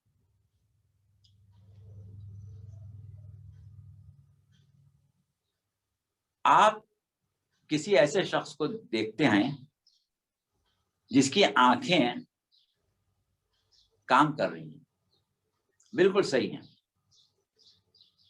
تو کیا وہ اینک یا جسے آپ آج کل چشمہ کہتے ہیں، چشمہ لگائے گا؟ اینک لگائے گا؟ کیوں نہیں لگائے گا؟ اس لیے کہ اس کو ضرورت ہی نہیں ہے. ضرورت کیوں نہیں ہے؟ کہ اس کی بصارت میں نقص نہیں ہے. بصارت میں نقص ہوتا تو اس نقص کو پورا کرنے کے لیے اینک لگاتا. اب بصارت میں نقص ہی نہیں ہے تو اینک کیوں لگائے گا؟ ایک شخص ہے، اس کی سماعت کی صلاحیت، یعنی اس کے جسم میں جو سماعت کی صلاحیت ہے وہ بالکل صحیح ہے، سالم ہے، کام کر رہی ہے. وہ آلہ سماعت لگائے گا کان میں؟ اس کو آلہ سماعت کی ضرورت ہی نہیں ہے. اگر سماعت میں نقص ہوتا تو آلہ سماعت کے ذریعے اس کو پورا کرتا، اس کمی کو پورا کرتا. ایک شخص ہے جس کی ٹانگیں بالکل تندرست و توانا ہیں، صحت مند ہیں، وہ بیساکھیاں لے کے چلے گا کبھی؟ بیساکھیاں لے کے تو وہ چلتا ہے جس کی ٹانگوں میں نقص ہو. تو بیساکھیاں ہیں، آلہ سماعت ہے، اینک ہے، یا اور اس قسم کی چیزیں جو جسم کی قوتوں، قواعد جسمانی کی کمی کو پورا کرنے کے لیے استعمال کیے جاتے ہیں. وہ وہی استعمال کرتا ہے جس میں وہ نقائص سے جسمانی موجود ہوں. جس میں وہ نقائص سے جسمانی موجود نہ ہو اس کو ان چیزوں کے استعمال کرنے کی کوئی ضرورت نہیں ہوتی. اب اگر انسان کے وجود میں وہ صلاحیت بصارت ہو کہ جس سے وہ عالم دنیا میں حیات دنیا کے دوران دیکھ سکے، یعنی جس کو ہم برزخی نظر کہتے ہیں، وہ صلاحیت انسان میں ہوتی تو اسے آنکھوں کی ضرورت نہیں پڑتی. آنکھیں تو اس لیے ہیں کہ وہ صلاحیت نہیں ہے. اگر اس کے اندر یہ صلاحیت ہوتی ذات میں کہ وہ ان غیبی آوازوں کو سن لے جن کو مادی زندگی میں، مادی حیات کے دوران دنیا مادی میں نہیں سن سکتا، تو اس لیے اس کو آوازوں کو سننے کے لیے کان کی ضرورت پڑ گئی، تو اللہ نے اسے کان دے دیا. اسی طرح اگر وہ لامحدود ہوتا تو اسے حرکت کرنے کی ضرورت نہیں پڑتی. حرکت کرنے کی ضرورت نہیں پڑتی تو ٹانگوں کی ضرورت نہیں ہوتی. اگر وہ ذاتی طور پر اتنی قدرت رکھتا کہ اپنے ارادے سے ہر شے کو حاصل کر لیتا تو ہاتھوں کی ضرورت نہیں ہوتی. اگر وہ اپنے حقیقت وجود میں یہ توانائی رکھتا ہوتا کہ اسے آب و غذا کھا کے ہضم کر کے توانائی بنانا نہ پڑتی تو اس کو نظام ہاضمہ کی اور معدے کی اور آنتوں کی اور زبان کی اور دانتوں کی کوئی ضرورت ہی نہیں ہوتی. تو ہمارا پورا جسم جو ہے وہ ہمارے نقائص کا ازالہ ہے. سبحان اللہ، سبحان. ذات میں جو نقائص ہیں اس کے ازالے کے لیے اللہ نے ہمیں جسم دیا ہے. اب اگر اللہ کی ذات میں ہر صفت بدرجائے عتم کا بدرجائے کمال موجود ہو تو اس کو جسم کی کیا ضرورت؟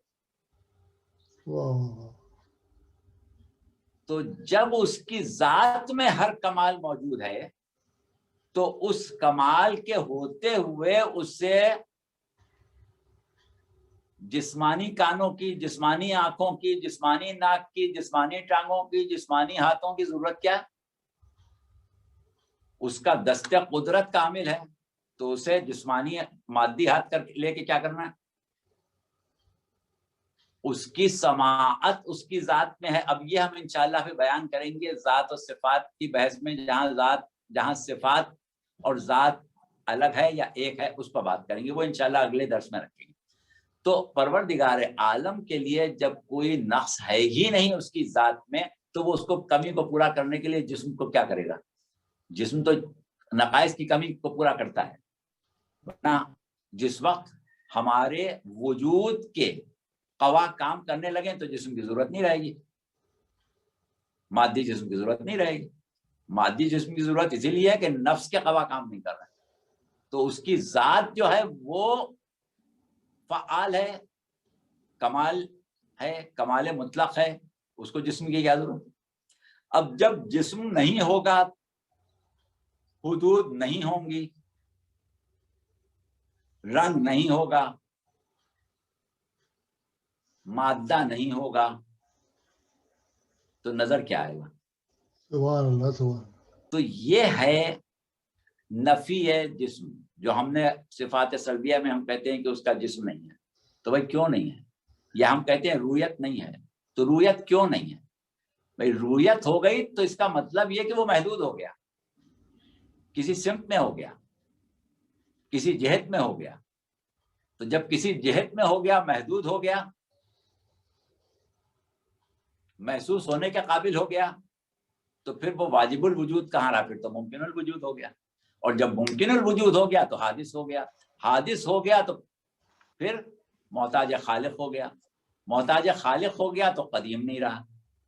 تو جتنی صفات ہیں اس کی سب باطل ہو جائیں اگر ہم کسی ایک مقام پر آ کے اس کی واجب الوجود ہونے کی جو صفات ہیں ان میں سے کسی ایک کی نفی کر دیں.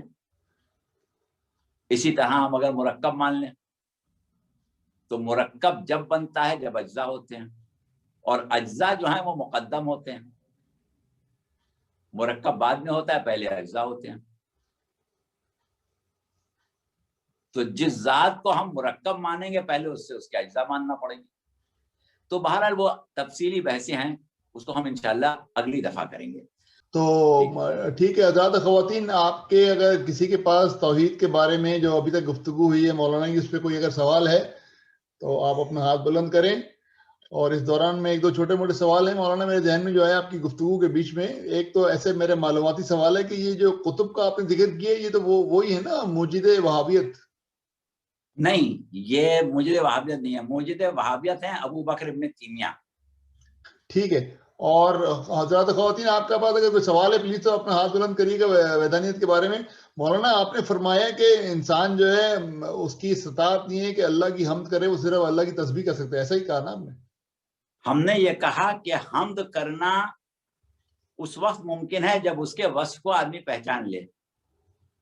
تو کیونکہ عام انسان اس کے وصف کو نہیں پہچانتے، اور خدا نے یہ کہا کہ سبحان اللہ اما یصفون الا عباد اللہ المخلصین، کہ کچھ مخلص بندے ہیں جو اس کا وصف بیان کرتے ہیں، باقی لوگ نہیں بیان کر سکتے.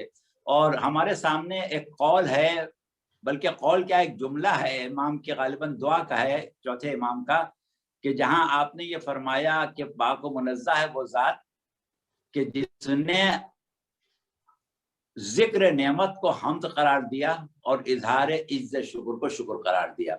یعنی انسان اللہ کا وصف تو نہیں بیان کر سکتا، لہٰذا اللہ نے اس کو یہ ایک آسانی دی ہے کہ وہ اللہ کی نعمتوں کا ذکر کرے کہ اللہ نے یہ نعمت دی، اللہ نے یہ نعمت دی، اللہ نے یہ نعمت دی، تو اللہ اس کو حمد کا ثواب دے گا. شکر ہمارے بس کی بات نہیں. تو قرآن تو اب امام نے جی امام نے یہ فرمایا کہ تم اتنا اگر کہو کہ پروردگار میں عاجز ہوں تیرا شکر ادا کرنے سے، تو گویا تم نے شکر ادا کر دیا. صحیح، ٹھیک ہے. لیکن یہ قرآن تو شروع ہو رہا ہے الحمدللہ رب العالمین سے. جی ہاں، وہی ہم نے کہا کہ اللہ خود اپنی حمد کر رہا ہے، اللہ کے مخلص بندے اس کی حمد کر رہے ہیں، اور ہم حمد کریں گے تو اتنی کریں گے جتنی ہماری معرفت ہے. اس کی ہم کا حق نہیں ادا کر پائیں گے. صحیح صحیح. اچھا تو یہ جو ہم ہر وقت اٹھتے بیٹھتے کہنا چاہیے الحمدللہ رب العالمین, گھر دیکھیں, گاڑی دیکھیں, اپنا ماحول دیکھیں, اپنی نوکری دیکھیں, الحمدللہ جو کرتے ہیں ہم, تو یہ تو ظاہر کافی نہیں ہے, تو یہ طے شدہ بات نہیں, کافی اس اعتبار سے ہے کہ ہم حمد کی وسعت کا احاطہ نہیں کر رہے ہیں, لیکن ہمارے ذہن میں یہ تصور ہے کہ ایک حمد حقیقی ہے, وہ اللہ کے لیے ہے. صحیح. اچھا ایک اور چھوٹا سوال یہ مولانا کہ یہ رحمان اور رحیم میں کس طرح تفریق کی جا سکتی ہے؟ رحمان اور رحیم کی تفریق جو ہمارے مفسرین کرتے ہیں, وہ رحمانیت جو ہے وہ پروردگار عالم کا وہ کرم اور وہ اس کا جود و سخا ہے کہ جو عام ہے, جس کو اللہ کبھی روکتا نہیں, کسی سے بھی نہیں روکتا. جیسے اللہ نے ہمارے لیے ہوا پیدا کی ہے, ہمارے لیے پانی پیدا کیا ہے, ہمارے لیے رزق پیدا کیا ہے, ہماری دعاؤں کے لیے اس نے دعوت دی ہے کہ دعا کرو ہم قبول کریں گے, اس نے ہماری بخشش کے وعدے کیے ہیں. یہ تمام چیزیں وہ ہیں کہ جس میں خصوصیت نہیں ہے. کافر کو بھی اللہ رزق دیتا ہے, اپنے منکر کو بھی رزق دیتا ہے, اپنے دشمن کو بھی رزق دیتا ہے. نہ اس کی ہوا روکتا ہے, نہ اس کا پانی روکتا ہے, نہ اس کا رزق روکتا ہے, نہ اور اس کو کوئی سزا دنیا میں دیتا ہے. یہ اس کی رحمانیت ہے کہ وہ سب کو عطا کرتا ہے. گناہگار کی بھی دعا قبول کر لیتا ہے, متقی کی بھی دعا قبول کر لیتا ہے, تو وہ اس کی رحمانیت ہے. لیکن وہ لوگ, وہ بندگان خدا کہ جو پروردگار عالم کی بندگی میں کوئی بھی خصوصیت رکھتے ہوں کسی طریقے سے بھی اللہ کے خود کا, ان کو کوئی درجہ, کوئی زاویہ, کوئی راستہ حاصل ہو, تو ان کے لیے اللہ کی جو کرامتیں ہیں, جو فضل ہیں, جو اس کے کرم ہیں, وہ مخصوص ہیں, جو اوروں کے لیے نہیں. تو جب ہم رحمانیت کی بات کرتے ہیں تو وہ عمومیت ہوتی ہے, اور جب رحیمیت کی بات کرتے ہیں تو خصوصیت ہوتی ہے. تو یعنی کہ رحمانیت وہ جو رحیمیت جو ہے وہ خاص لوگوں کے لیے, وہ ہمارے آپ کے لیے نہیں ہے. نہیں, جن معاملات میں آپ دوسرے بندوں سے مختلف ہیں اس معاملے میں آپ کے لیے رحیمیت ہے. اور مختلف ہونے کا تعین کیسے ہوگا؟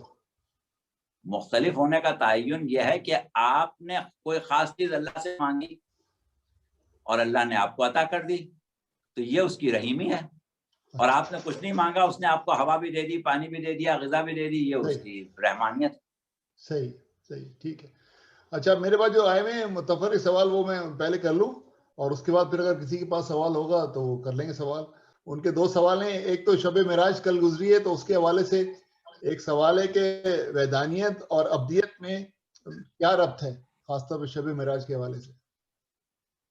ہاں, ہمیں بھی جیسا کہ ابھی ہم نے کہا کہ ہمیں فخر ہے ایسے سامعین اور سامعات پر جو ماشاءاللہ صاحب ذوق ہیں, اور ہماری وہ سامعہ ماشاءاللہ سے بہت ہی اچھا ذوق شعر و سخن بھی رکھتی ہیں, اور ماشاءاللہ سے صاحب علم ہیں اور بہت ہی علم دوست ہیں. تو ایسے ہی سامعین اور سامعات کے لیے تو ہمیں یہ محنت کرنا ہے, ورنہ جس کو دلچسپی نہ ہو اس کے لیے محنت کرنے کا فائدہ کیا ہے.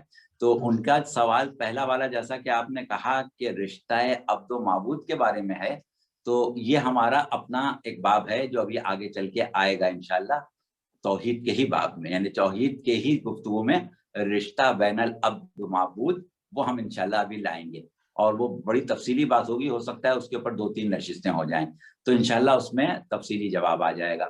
اور معراج کے حوالے کی جو بات آپ نے کی, تو اس میں شک نہیں ہے کہ معراج ہمارے عقیدے کے مطابق کوئی واقعہ نہیں ہے, بلکہ وہ مقام قرب سرکار رسالت ہے, اور آپ کی مخصوص صفات میں صاحب معراج ہونا آپ کی صفت ہے.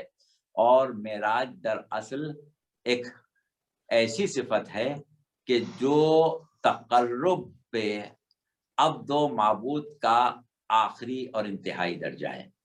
جہاں تک معراج کے دیگر اسرار و رموز کا تعلق ہے, وہ انشاءاللہ جب ہم توحید اور عدالت سے گزر کے نبوت کے باب میں آئیں گے تو تفصیل سے بیان کریں گے. لیکن ان کے سوال میں جو یہ ایک بات جھلک رہی ہے کہ یہ رشتہ عبد و معبود کا ہے, وہ بالکل صحیح ہے. یہ ایک عبد و معبود کے رشتے کا اور اس کی جو قربت ہے اس کا ایک مقام ہے۔ اچھا، ایک ان کا سوال اور بھی تھا، علامہ اقبال کا ایک شعر کا مصرے کا حصہ شاید ہے، حضرت امام علی کے بارے میں انہوں نے کہا اے سر خط وجوب و امکان، تو اس سے اس کی کوئی وضاحت ہو سکتی ہے کیا؟ سر وجود ہاں، بات وجود و یہ امکان۔ ہے کہ یہ اس کے اوپر بھی انشاءاللہ کسی اور موقع پر تفصیل سے بات کریں گے۔ یہاں پر شاید انہوں نے اس مصرے کو اس لیے پیش کیا کہ اس میں دو الفاظ استعمال ہوئے ہیں، ایک وجود اور ایک امکان۔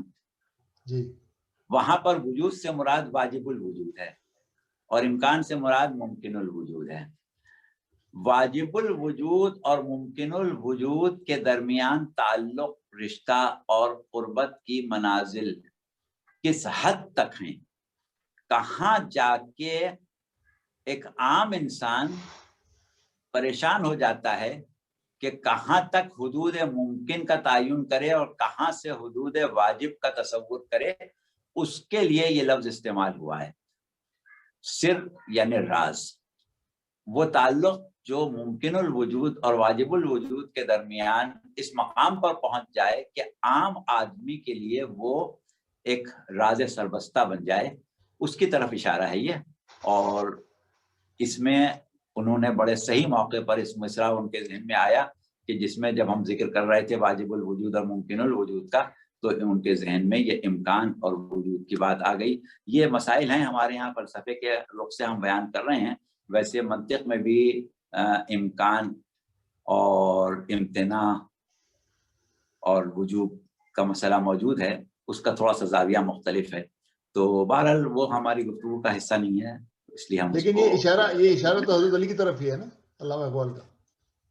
علامہ اقبال کا اشارہ اگر انہوں نے کوئی معراج کے سہمے، کیونکہ یہ والی نظم ان کی پوری ذہن میں اس وقت نہیں ہے، ممکن ہے کہ پیغمبر اسلام کے لیے ہو، ممکن ہے امیر المومنین کے لیے ہو۔ اچھا، کیونکہ پیغمبر اسلام کا حوالہ اس آتا ہے وہ معراج کے سلسلے میں، اور امیر المومنین کا اس اعتبار سے کہ لوگوں کو دھوکہ جہاں خالق اور مخلوق کے درمیان ہوا وہ ذات امیر المومنین کی ہے، تو دونوں پہلو ہو سکتے ہیں۔ صحیح ہے۔ اچھا، اب ایک آخری سوال جو ہے ان کی طرف سے وہ ذرا مختلف سا ہے، لیکن یہ کہ کر لیتے ہیں، باقی لوگوں کو بھی فائدہ اس میں ہو جائے گا، کہ یہ تفسیر نمونہ سمجھی جاتی ہے کہ سب سے اچھی تفسیر ہے، لیکن اس کے علاوہ بھی کوئی تفسیر ہے جو کہ زیادہ وضاحت کر سکے قرآنی تعلیمات کی؟ تفسیر نمونہ اس اعتبار سے اچھی ہے کہ عام لوگوں کے لیے ہے، نہیں، اس کے علاوہ مطلب جو جن کی سطح علمی جو ہے وہ بالکل عمومی ہے ان کے لیے ہے، اور اس میں بہت سی چیزوں کی کمی ہے۔ البتہ وہ لوگ کہ جو تفصیل کے ساتھ، گہرائی کے ساتھ، گہرائی کے ساتھ قرآن کی تفسیر پڑھنا چاہتے ہیں، ان کے لیے ہم حوالہ دیں گے محمد حسین طباطبائی، علامہ محمد حسین طباطبائی کی تفسیر میزان۔ ویسے تفسیر صافی ہے، مگر تفسیر صافی میں جو خصوصیت ہے وہ یہ ہے کہ وہاں انہوں نے مصادیق پر زیادہ بات کی ہے، یعنی ایک آیت کو جب ہم بیان کرتے ہیں، اس کی تفسیر کرتے ہیں، تو ایک تو اس کے مفاہیم پر بات کرتے ہیں اور ایک اس کے مصادیق پر بات کرتے ہیں، مصداق کے اوپر، کس کا مصداق کون ہے، کس کے لیے یہ بات کہی جا رہی ہے۔ تفسیر صافی میں خصوصیت یہ ہے کہ وہ اس میں مصادیق پر زیادہ گفتگو کی گئی ہے۔ بہرحال اچھی ہے، وہ بھی بری نہیں۔ ٹھیک ہے، اچھی بات ہے۔ تو یہ تو ہو گئے سوال وہاں سے، اور ایک ہماری یہاں وینکوور کی ہردل عزیز ہماری سامع تو نہیں ہے، وہ پروگرام میں شامل نہیں ہو سکتی، لیکن سوال ماشاءاللہ ضرور بھیجتی ہیں، پھر وہ یوٹیوب پہ دیکھ لیتی ہیں پروگرام۔ ان کے دو سوال ہیں، ایک تو انہوں نے پوچھا ہے کہ سدرۃ المنتہا سے کیا مراد ہے؟ ہاں دیکھیے، منتہا جو ہے انتہا سے بنا ہے، انتہا کہتے ہیں حد، یعنی یہ سمجھیں کہ جس کو ہم یہ کہیں کہ بس جہاں پر جا کے حدود ختم ہو جائیں، یا جو بس آخری منزل ہو، تو یہ سدرۃ المنتہا ظاہر ہے کوئی مادی چیز نہیں ہے۔ ہمارے ذہن میں جب ہم عرش کی بات کرتے ہیں، کرسی کی بات کرتے ہیں، سدرۃ المنتہا کی بات کرتے ہیں، یا اور اس قسم کے الفاظ استعمال کرتے ہیں، تو ذہن میں مادی تصورات آتے ہیں۔ تو مادی تصورات اپنی جگہ ہیں، اور یہ بھی وہی والی بات ہے کہ جس کو ہم انتہائے قرب بشر کہہ رہے ہیں، جس کو ہم انتہائے منزل بشر کہہ رہے ہیں، اس سے متعلق گفتگو ہے۔ اور جیسا کہ ابھی ہم نے کہا، اور اب بھی انشاءاللہ اس کی گفتگو ہم नबूवत के बाद में करेंगे। ज़रा सा तौहीद सही मानों में वाज़े हो जाए, फिर इंशाअल्लाह अदालत और फिर नबूवत पर आएंगे। तो नबूवत खासा, नबूवत आम्मा, इस पर बात करेंगे, यानी नबूवत जुज़ी और नबूवत कुल्ली भी जिसको हम कहते हैं, और फिर नबूवत खासा के जो औसाफ हैं उन पर बात करेंगे। तो फिर इंशाअल्लाह ये तमाम चीज़ें जो हैं वो बहुत तफसील से आ जाएंगी। ठीक है। और अगला सवाल है उनका कि ये मोमिनीन क्योंकि बरज़ख में काफ़ी मसाइल का शिकार रहेंगे, काफ़ी सख्ती बरज़ख में होगी, लेकिन उसके बाद जब वो अल्टीमेटली जन्नत में जाएंगे तो वो जन्नत कौन से आसमान पे होगी, कौन से दर्जे की होगी? जी जी जी। बात ये है कि देखिए, जैसा कि हम पहले एक दफ़ा ये बात कह चुके हैं कि जिस तरह दुनिया में जिंदगी गुजारने वाले सब एक जैसे नहीं होते, हर शख्स अपना एक इम्तियाज रखता है। कोई भी दो आदमी एक जैसे नहीं होते, या आदमी जाने दे, आम आदमी को जाने दे, मोमिनीन भी सब एक जैसे नहीं होते। हर मोमिन अपनी एक अलग हालत रखता है, बहैसियत बंदाए खुदा, बहैसियत मुसलमान, बहैसियत मोमिन, बहैसियत मवाली, हर एतबार से, बहैसियत शिया, हर इंसान की अपनी हैसियत होती है। बहैसियत तक़वा, अमल के एतबार से, अक़ीदे के एतबार से, फ़िक्र के एतबार से, नज़र के एतबार से, नियत के एतबार से हर आदमी अलग होता है। अब दो आदमियों का एक जैसा अंजाम हम कभी भी नहीं होगा, हर शख्स का अंजाम उसके मुताबिक है। अब जैसा कि आपने कहा कि मोमिन एक ऐसा कि जो बरज़ख में सज़ा भुगत चुका, तो अब सवाल ये कि सज़ा उसको किस बात की मिली? हो सकता है कि एक ऐसा शख्स कि जो हर लिहाज से, ईमान के लिहाज से, अमल के लिहाज से, अकायद के एतबार से, हर एतबार से वो कामिल हो, या ये समझें कि रासिख हो, ना कहें लफ्ज़ कामिल, लेकिन कोई एक बुराई उसके अंदर ऐसी है कि जिसकी सज़ा उसको मिलना है। जैसे रसूलुल्लाह सल्लल्लाहु अलैहि वसल्लम के एक सहाबी साद इब्न मास का तज़किरा रवायात में मिलता है कि सहाबी रसूल थे, खुद रसूल ने उनको कब्र में उतारा था, उनकी नमाज जनाजा पढ़ाई थी, और उनका मर्तबा बारगाह खुदाबंदी में यकीनन बहुत अच्छा था। लेकिन आपने ये फरमाया था कि साद को अज़ाब कब्र हो रहा है, यानी अज़ाब बरज़ख हो रहा है। तो उस अज़ाब बरज़ख की वजह क्या थी कि वो अपनी ज़ौजा के साथ अखलाक से पेश नहीं आते थे। सारी खूबियां थी, खराबी ये थी जिसकी वजह से अज़ाब हुआ। अब जब इस अज़ाब से गुजर जाएंगे तो जाहिर है उनका मकाम कुछ और होगा। हमारा ऐसा आदमी अज़ाब भुगत रहा है बरज़ख में, मालूम नहीं कौन कौन से नकाइस थे, और उन नकाइस के अलावा जो ईमान था वो कैसा था, जो अमल था वो कैसा था, वो अपनी जगह था। अब बरज़ख से निकलने के बाद जिन बुराइयों की सजा मिली थी उनसे तो पाक हो गए, लेकिन निकले वही जैसे थे। कोई ये तो नहीं हो गया कि ईमान का दर्जा बुलंद हो गया उससे, ईमान का दर्जा तो वही है। तो जब दर्जा ईमान का था वही जन्नत हमें मिल जाएगी। तो ये चीज जो है ये किसी कोई लगा बंधा कायदा नहीं है, हर इंसान के लिए इसकी सूरत अलग हो सकती है। ठीक है। अच्छा, एक आखिरी सवाल उनका ये कि ये भी कहा जाता है कि हजर असवद जो है वो भी शफात करेगा लोगों की, मोमिनीन की, मोमनात की। हजर अस्वद के बारे में एक मशहूर रवायत है कि एक मर्तबा खाना काबा का तवाफ करते हुए एक सहाबी ने, बड़े मशहूर सहाबी हैं, हम नाम नहीं ले रहे हैं, उन्होंने कहा कि मैं संगे अस्वद का बोसा क्यों लूं, ये तो एक पत्थर है। तो उस वक्त वहां अमीरुल मोमिनीन भी थे। तो फिर आपने बताया था कि संगे अस्वद सिर्फ एक पत्थर नहीं है, बल्कि उसकी पूरी तफसील बताई थी कि किस तरीके से परवरदिगार आलम ने किन उमूर को मुकद्दर किया और क्या किया, और किस तरह से वो चीज़ें जमा हुई और किस तरीके से वो संगे अस्वद में आई। तो उस रवायत की जाहिर है कि सारी गुफ्तगू जो है वो मिसाली गुफ्तगू है, यानी इशारात में है वो गुफ्तगू, ऐसी नहीं है कि हम उसको मादे में तब्दील करके उसकी वजाहत करें।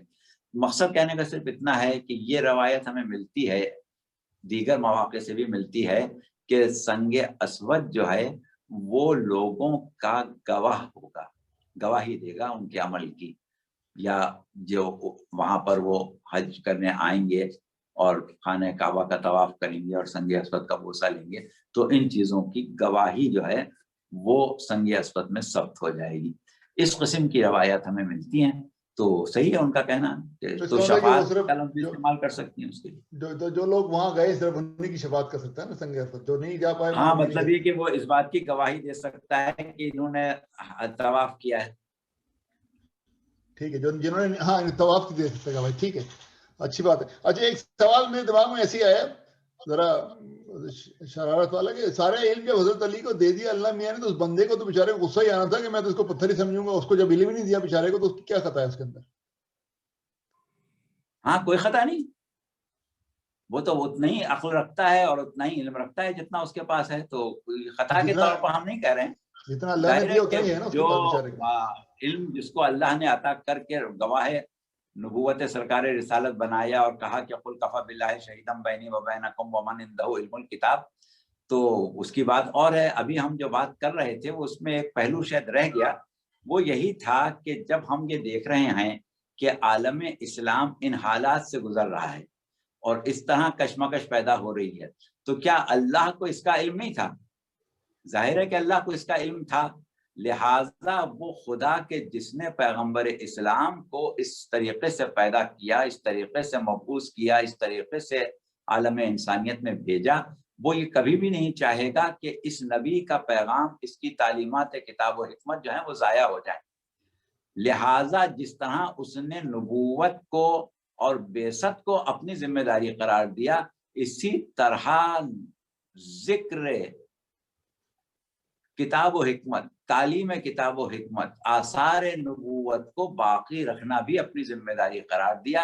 اور اگر ان حالات میں حجتان خدا, وارثان علم رسول اور وارثان قرآن موجود نہ ہوتے تو دنیا ان تمام تعلیمات کو بھلا دیتی. اور دنیا کیا بھلا دیتی؟ بھلا دیا جاتا. جس طریقے سے عالم اسلام ایک شکنجے میں آ گیا تھا, یہ سب بھلا دیا جاتا. جو ابھی ہم نے سید قطب کے الفاظ پڑھے, یہ سب ختم ہو جاتا. انہوں نے کہا نا کہ تو اسلام میں خود تھی ایک صلاحیت, اور وہ صلاحیت جو تھی اس کی بقا ضامن تھی پروردگار عالم کی طرف سے حجتان خدا, جو تسلسل امامت و ولایت پروردگار عالم نے قائم کیے. ٹھیک ہے. اچھا آخری سوال ہے, اس کے بعد کچھ لوگوں کے سوالات ہیں. آخری سوال یہ کہ یہ ندیم بھائی کا سوال ہے کہ یہ کہا جاتا ہے کہ ہر پیغمبر اپنی قوم پہ گواہ ہوگا اور رسول خدا جو ہیں وہ تمام گواہوں کے گواہ ہوں گے, تو یہ گواہ سے کیا مراد ہے؟ دیکھیے گواہ جو ہے کئی معنوں میں استعمال ہو سکتا ہے. فی الحال آپ اس کو مختصر کر لیں. سورہ توبہ کی آیت 105 وَقُلْ اعْمَلُوا فَسَيَرَ اللَّهُ عَمَلَكُمْ وَرَسُولُهُ وَالْمُؤْمِنُونَ, کہ تم عمل کرتے رہو, تمہارے عمل کو اللہ دیکھے گا. دیکھے گا سے مطلب یہاں پر یہی کہ دیکھتا ہے, ظاہر ہے کہ یہ تو نہیں کہ ابھی نہیں دیکھ رہا ہے بعد میں دیکھے گا. رسول اور کچھ مومنین. کچھ مومنین وہ ہیں جو تمہارے عمل کو دیکھ رہے ہیں, اللہ دیکھ رہا ہے اور اس کا رسول دیکھ رہا ہے. تو رسول سب کا عمل دیکھ رہے ہیں. پہلی چیز تو یہ ہے کہ اللہ حاضر و ناظر ہے, وہ سب کا عمل دیکھ رہا ہے. اس کے بعد کہا کہ پیغمبر اسلام سب کا عمل دیکھ رہے ہیں, اور اس کے بعد کہا کچھ مومن دیکھ رہے ہیں. اب جو امت محمدی ہے اس میں یہاں پر مومنین سے مراد اس زمانے کا امام ہے, کہ ہر زمانے کا امام جو ہے وہ عمل کا گواہ ہے. اور اسی لیے پروردگار عالم نے کہا ہے کہ یوم ندعو کل اناس بامامہم, اس دن ہم ہر شخص کو اس کے امام کے ساتھ بلائیں گے. اچھا, اب جہاں تک دیگر انبیاء ما سبق کا تعلق ہے, ظاہر ہے کہ وہ اللہ کی طرف سے اپنی امت کے اوپر ہادی تھے, مبعوث ہو کے آئے تھے, ان کو اللہ تک پہنچانے کے لیے آئے تھے. تو ان کی بھی حیثیت یہی ہے کہ وہ اپنی امت کے اعمال اور ان کے افعال کے اس اعتبار سے گواہ ہیں. اور کیونکہ پیغمبر اسلام کی ذات وہ ہے کہ جو گواہوں پر گواہ ہے, یعنی ائمہ جو گواہی دیں گے اس پر بھی پیغمبر اسلام گواہ ہیں, اور جو انبیاء اپنی امتوں کی گواہی دیں اس کے اوپر بھی پیغمبر اسلام گواہ ہیں. اچھا ٹھیک ہے. اچھا اب سوال حسن زیدی بھائی, آپ اپنا سوال کر لیجیے. السلام علیکم مولانا صاحب. وعلیکم السلام. مولانا صاحب سورہ بقرہ کی آیت نمبر 156 ان للہ و انا الیہ راجعون، کیا ہم مسلمان اہل کتاب میں اگر کسی کا انتقال ہو جائے تو اس کے لیے کہہ سکتے ہیں؟ دیکھیے، جب ہم یہ کہتے ہیں انا للہ و انا الیہ راجعون، اس کا مطلب کیا ہوتا ہے، یہ ابھی ہم انشاءاللہ رشتہ بین العبد معبود پر جب آئیں گے، عبد معبود پر، اللہ اور بندے کے درمیان رشتے پر، تو اس آیت پر بات کریں گے. وہاں تو وہ ہے جو ذکر ہے وہ اللہ نے انا للہ و انا الیہ راجعون کا جملہ جو استعمال کیا ہے وہ خود اپنا جملہ نہیں ہے، کچھ لوگوں کا جملہ جو ہے وہ نقل کیا ہے، کوٹ کیا ہے. اذا اصابتهم مصیبت قالوا انا للہ و انا الیہ راجعون، جب ان پر کوئی مصیبت پڑتی ہے تو وہ کہتے ہیں انا للہ و انا الیہ راجعون، کوٹ کیا ہے اللہ نے. تو ہم جب کسی کے انتقال کی خبر سن کے کہتے ہیں تو وہ ہم اس کے لیے نہیں کہتے، وہ ہم اپنے ہی لیے کہتے ہیں. جب ہم انتقال کی خبر سنیں یا اور بھی کچھ سنیں اور ہم کہیں انا للہ و انا الیہ راجعون، تو ہمیں ہر وقت کہتے رہنا چاہیے ہے انا للہ یعنی ہم اللہ کے لیے ہیں. بالکل، انا للہ یعنی ہم اللہ کے ہیں، ملکیت ہے ہم اللہ کی. و انا الیہ راجعون، اور بے شک ہماری بازگشت جو ہے وہ بھی اسی کی طرف ہے. تو یہ ہم اس مرنے والے کے لیے نہیں کہتے، ہم خود اپنے لیے کہتے ہیں انا للہ و انا الیہ راجعون. بہت خوب، ہم اپنے لیے کہتے ہیں. کسی کے لیے بھی آپ سنیں، کچھ بھی سنیں، ضروری نہیں کہ موت کی خبر سنیں، ویسے بھی آپ کہیں انا للہ و انا الیہ راجعون. اصل میں ہمارے دوسرے بھائیوں کو بڑا اعتراض تھا کہ جی یہ آپ غیر مسلم کے لیے یا اہل کتاب کے لیے نہیں کہہ سکتے ہیں. تو اس کے لیے تھوڑی کہہ رہے ہیں، اپنے لیے کہہ رہے ہیں. ٹھیک ہے، تو اس کے لیے غیر مسلم کے مرنے کا انتظار کرنے کی ضرورت نہیں، خود کہہ سکتے ہیں ہر وقت کسی وقت. بہت بہت شکریہ، بہت بہت شکریہ. جی آپ ساجد بھائی. جی السلام علیکم مولانا صاحب. وعلیکم السلام. سوال یہ ہے کہ لوگوں کے لیے یہ وسیلے کا کانسیپٹ ایکسیپٹ کرنا اتنا مشکل کیوں تھا، جبکہ ہم عام زندگی میں ہر چیز کے لیے وسیلہ استعمال کرتے ہیں. سفر کرنا ہے تو سواری چاہیے اور مختلف ایسی چیزیں. کیا یہ صرف اہل بیت کی مخالفت میں تھا؟ یہ وہی بات ہے کہ جیسا کہ بھی ہم نے کہا کہ ایک خاص نظریہ، کچھ خاص اسلامی نظریات بیان کیے تھے یا داخل کیے تھے ابن تیمیہ نے، جو کہ 8ویں صدی ہجری کی شخصیت ہیں. تو اس میں انہوں نے جو ترمیمات کی تھی ان کے مطابق اس سے پہلے والے سب مسلمان کافر ثابت ہو گئے تھے، اور ان کے بعد بھی صرف وہی لوگ مسلمان رہ گئے تھے، موحد رہ گئے تھے جو ان کی تعلیمات کو قبول کر لیں. اور وہی صورتحال اب تک جاری ہے کہ باقی سب کو، جو ابھی ہم نے کہا نا کہ توحید عبادت میں سب کو کافر سمجھتے ہیں. اب جیسے ہم توحید عبادت میں کسی کو بھی کافر نہیں سمجھتے، نہ توحید ذات میں کسی کو کافر سمجھتے ہیں. کسی کے لیے ہم کفر کا یا شرک کا فتویٰ نہیں لگاتے. ہم سمجھتے ہیں کہ جتنے اہل قبلہ ہیں، جتنے کلمہ گو ہیں، وہ کم از کم مشرک نہیں ہیں. مشرک کوئی نہیں ان میں. باقی خرابیاں جو بھی ہیں وہ ہمارے اختلافات ہیں، وہ اپنی جگہ. مشرک کوئی نہیں. تو یہ لوگ جو ہیں یہ توحید عبادت کو اپنے اعتبار سے پیش کرتے ہیں، اور اس میں احترام کرنا، وسیلہ بنانا، موت کے بعد سلام کرنا، ان تمام چیزوں کو وہ عبادت کہتے ہیں. اب عام لوگ تو اس کو عبادت نہیں کہتے. یہ کوئی مانا ہوا اصول نہیں ہے کہ عالم اسلام نے اس کو تسلیم کر لیا. اگر یہ مانا ہوا اصول ہوتا تو صاحب ٹھیک ہے، اس کے تحت آپ کافر کسی کو کہہ دیتے. آپ کا اپنا ہی بنایا ہوا ہے نا، آپ کا اپنا بنایا ہوا ایک اصول ہے، اس کے تحت آپ باقی مسلمانوں کو کافر کہنا شروع کر دیتے ہیں. تو وہ معاملہ کیونکہ اب بہت زیادہ پھیل چکا ہے، تو اس لیے لوگوں کی نفسیات کے اوپر اس کا اثر ہے. باقی یہ ہے کہ توسل کا جہاں تک تعلق ہے، جیسا کہ ابھی آپ نے کہا کہ اس کے بغیر تو گزارا ہی نہیں ہے. حیدر باز بھائی. جی السلام علیکم. بس نہیں، ابھی گفتگو کے دوران ماشاءاللہ یہ جو مولانا صاحب نے آج ڈسکشن کیا، یہ واقعی میرے پاس الفاظ نہیں کہ میں اس کو اپریشیٹ کروں. اور یہ کور آف بلیف کی طرف پہ بحث ہے، نہ کہ واٹ سرفیشل جو ہم لوگ بحث کرتے ہیں اس سے کہیں ہٹ کے کہیں اعلیٰ بحث ہے. یعنی تو گفتگو کے دوران مولانا صاحب نے جیسے حجر اسود کا ذکر کیا، تو جسٹ میں کیوریوسٹی کے لیے پوچھ رہا ہوں، کیونکہ اکثر کچھ لوگوں سے ڈسکشن ہوتا تو کہتے ہیں، جیسے ہمارا عقیدہ ہے کہ حجر اسود مطلب ڈائریکٹ جنت سے آیا اور وہاں پہ نصب ہوا، لیکن جو تاریخ بتاتی ہے، ایسا لوگ کہتے ہیں کہ ایسا یہ حجر اسود پہلے ایک پیس میں تھا، اس کے بعد کوئی 9ویں یا 10ویں صدی میں بحرین کا بادشاہ، میرا خیال اس کا نام طاہر تھا، وہ اس کو اٹھا لے گیا، اس کو پیسز میں ٹکڑوں میں کر دیا، اور بنی عباس کے پھر حکمرانوں کو کافی پیسے یا رشوت جسے میں کہوں دے کے اس کو واپس لائے، اور ایک چاندی کی اس میں سارے پیسز کو ایک ساتھ کر کے پھر رکھ دیا، جو کہ آج تک اس شکل میں ہے. تو کیا یہ صحیح ہے یا نہیں ہے؟ بس میرا یہ پوچھنا. ہاں، تاریخ میں تو یہ سب چیزیں ملتی ہیں، اور بلکہ حجر اسود کے بارے میں ہمارے پاس جو ائمہ کی تاریخیں ہیں اس میں بہت کچھ ملتا ہے. آپ کو وہ بھی یاد ہوگا کہ حجر اسود نے امام سجاد علیہ السلام کی امامت کی گواہی دی تھی. نہیں تو میرا مطلب سلام یہ کیا. وہ تو عقیدے کی بات ہے نا. میں ہاں ابھی ہم نے کہا کہ یہ سب تو اپنی جگہ ہوں. اس قسم کی چیزیں ملتی ہیں. اس کے علاوہ ہمارا عقیدہ یہ بھی ہے کہ سنگ اسود کو سوائے معصوم کے کوئی نصب نہیں کر سکتا، اور یہ ہوا بھی تھا. پیغمبر اسلام کے زمانے میں خود پیغمبر اسلام نے نصب کیا تھا، اور امام سجاد کے زمانے میں جب یزید کا لشکر جو کہ مسلم ابن عقبہ کے سرکردگی میں آیا تھا، اور جس نے عبداللہ ابن زبیر سے جنگ کرنے کے لیے خانہ کعبہ کو منہدم کیا تھا، اور خانہ کعبہ کو بالکل لیکن پھر ہمارا یہ عقیدہ وہی ہم آپ سے کہہ رہے تھے کہ تاریخ میں یہ بات اپنی جگہ ملتی ہے، تو اس سے اس کا کوئی ٹکراؤ نہیں ہے.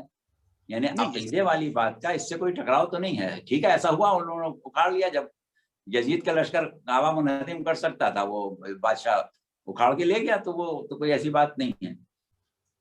نہیں ایک دم صحیح بات نہیں، ہم ایک دم میں مگر جو ابھی آپ نے فرمایا کہ ہمارا یہ عقیدہ ہے کہ اس کو صرف معصوم نصب کرتے ہیں. نہیں، تاریخ یہ بتاتی کہ یہ جو حادثہ ہوا ہے 10ویں صدی میں ہوا ہے، ہمارے 12ویں امام کا وقت سے گزرنے کے 200 سال بعد. تو ظاہر ہے بحرین کوئی گیا کسی، تو اس وقت جن لوگوں نے نصب کیا وہ معصوم نہیں تھے نا، جنہوں نے 7 ٹکڑوں کو ایک چاندی کی اس میں کر کے پھر. تو یہ مطلب یہ ہم کیوں کیسے مان لیں؟ اب سمجھا کہ اب تک ہم آپ کا سوال نہیں سمجھ پائے تھے. صحیح کہہ رہے ہیں. ہاں، یہ جو آپ فرما رہے ہیں کہ اس وقت کس طرح نصب ہوا تھا، یہ تاریخ کی تحقیق کرنا پڑے گی. اس سلسلے میں ہم پھر آپ کو کبھی اور کچھ کتابیں دیکھ کے پھر بتائیں گے انشاءاللہ. نہیں شکریہ جی. نہیں تو مولانا جب یہ اس نے گرایا ہوگا خانہ کعبہ، اور تو اس کے اندر حجر اسود بھی ادھر ادھر ہو گیا ہوگا ظاہر ہنگامے میں، تو دوبارہ اس کو کس نے لگایا وہاں؟ زبیر نے دوبارہ امام زین العابدین علیہ السلام نے بنوایا. اچھا، اب آپ نے ابھی سنگ اسود کا ذکر چھیڑ دیا، ہمیں ایک شعر یاد آ گیا تجمل لکھنوی صاحب کا. بس وہ سن لیں، شاید آپ لوگوں کو لطف آئے. ضرور. بسم اللہ. کہ پتھر اور پتھر میں کتنا فرق ہوتا ہے. آپ نے شعر کہا، سنیے شعر، کہ علی نے بت گرا کر سنگ اسود کا لیا بوسا. علی نے بت گرا کر سنگ اسود کا لیا بوسا، کہیں بگڑی کہیں پر بن گئی تقدیر پتھر کی.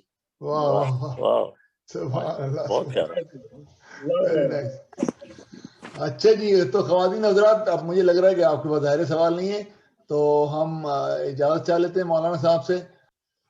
تو ٹھیک ہے، بہت بہت شکریہ آپ کا بھی، اور آپ کی ان زحمتوں کا، کہ آپ کی ان زحمتوں کی وجہ سے ہمیں بھی موقع ملتا ہے کہ ہم معزز سامعین سے مخاطب ہو سکیں. اور ماشاءاللہ سے آپ کے جو جمع کردہ سامعین ہیں وہ بھی ایک اچھا وقت گزار لیتے ہیں. تو بس اللہ آپ کی توفیقات میں اضافہ کرے، اور ہمارے سب سامعین کو علم اور ایمان کی دولت سے مالا مال کرے، اور ہر بلا ہر آفت سے محفوظ رکھے. اور انشاءاللہ آپ لوگوں کو اگر ہماری گفتگو پسند آئی ہے تو ہم آپ کا شکریہ ادا کرتے ہیں، اور انشاءاللہ امید رکھتے ہیں کہ آپ اسی طریقے سے ہماری ہمت افزائی کرتے رہیں گے. بہت بہت شکریہ. خدا حافظ. فی امان اللہ. حضرت خواتین حضرات، بہت بہت شکریہ. بہت بہت شکریہ. خدا حافظ. خدا حافظ.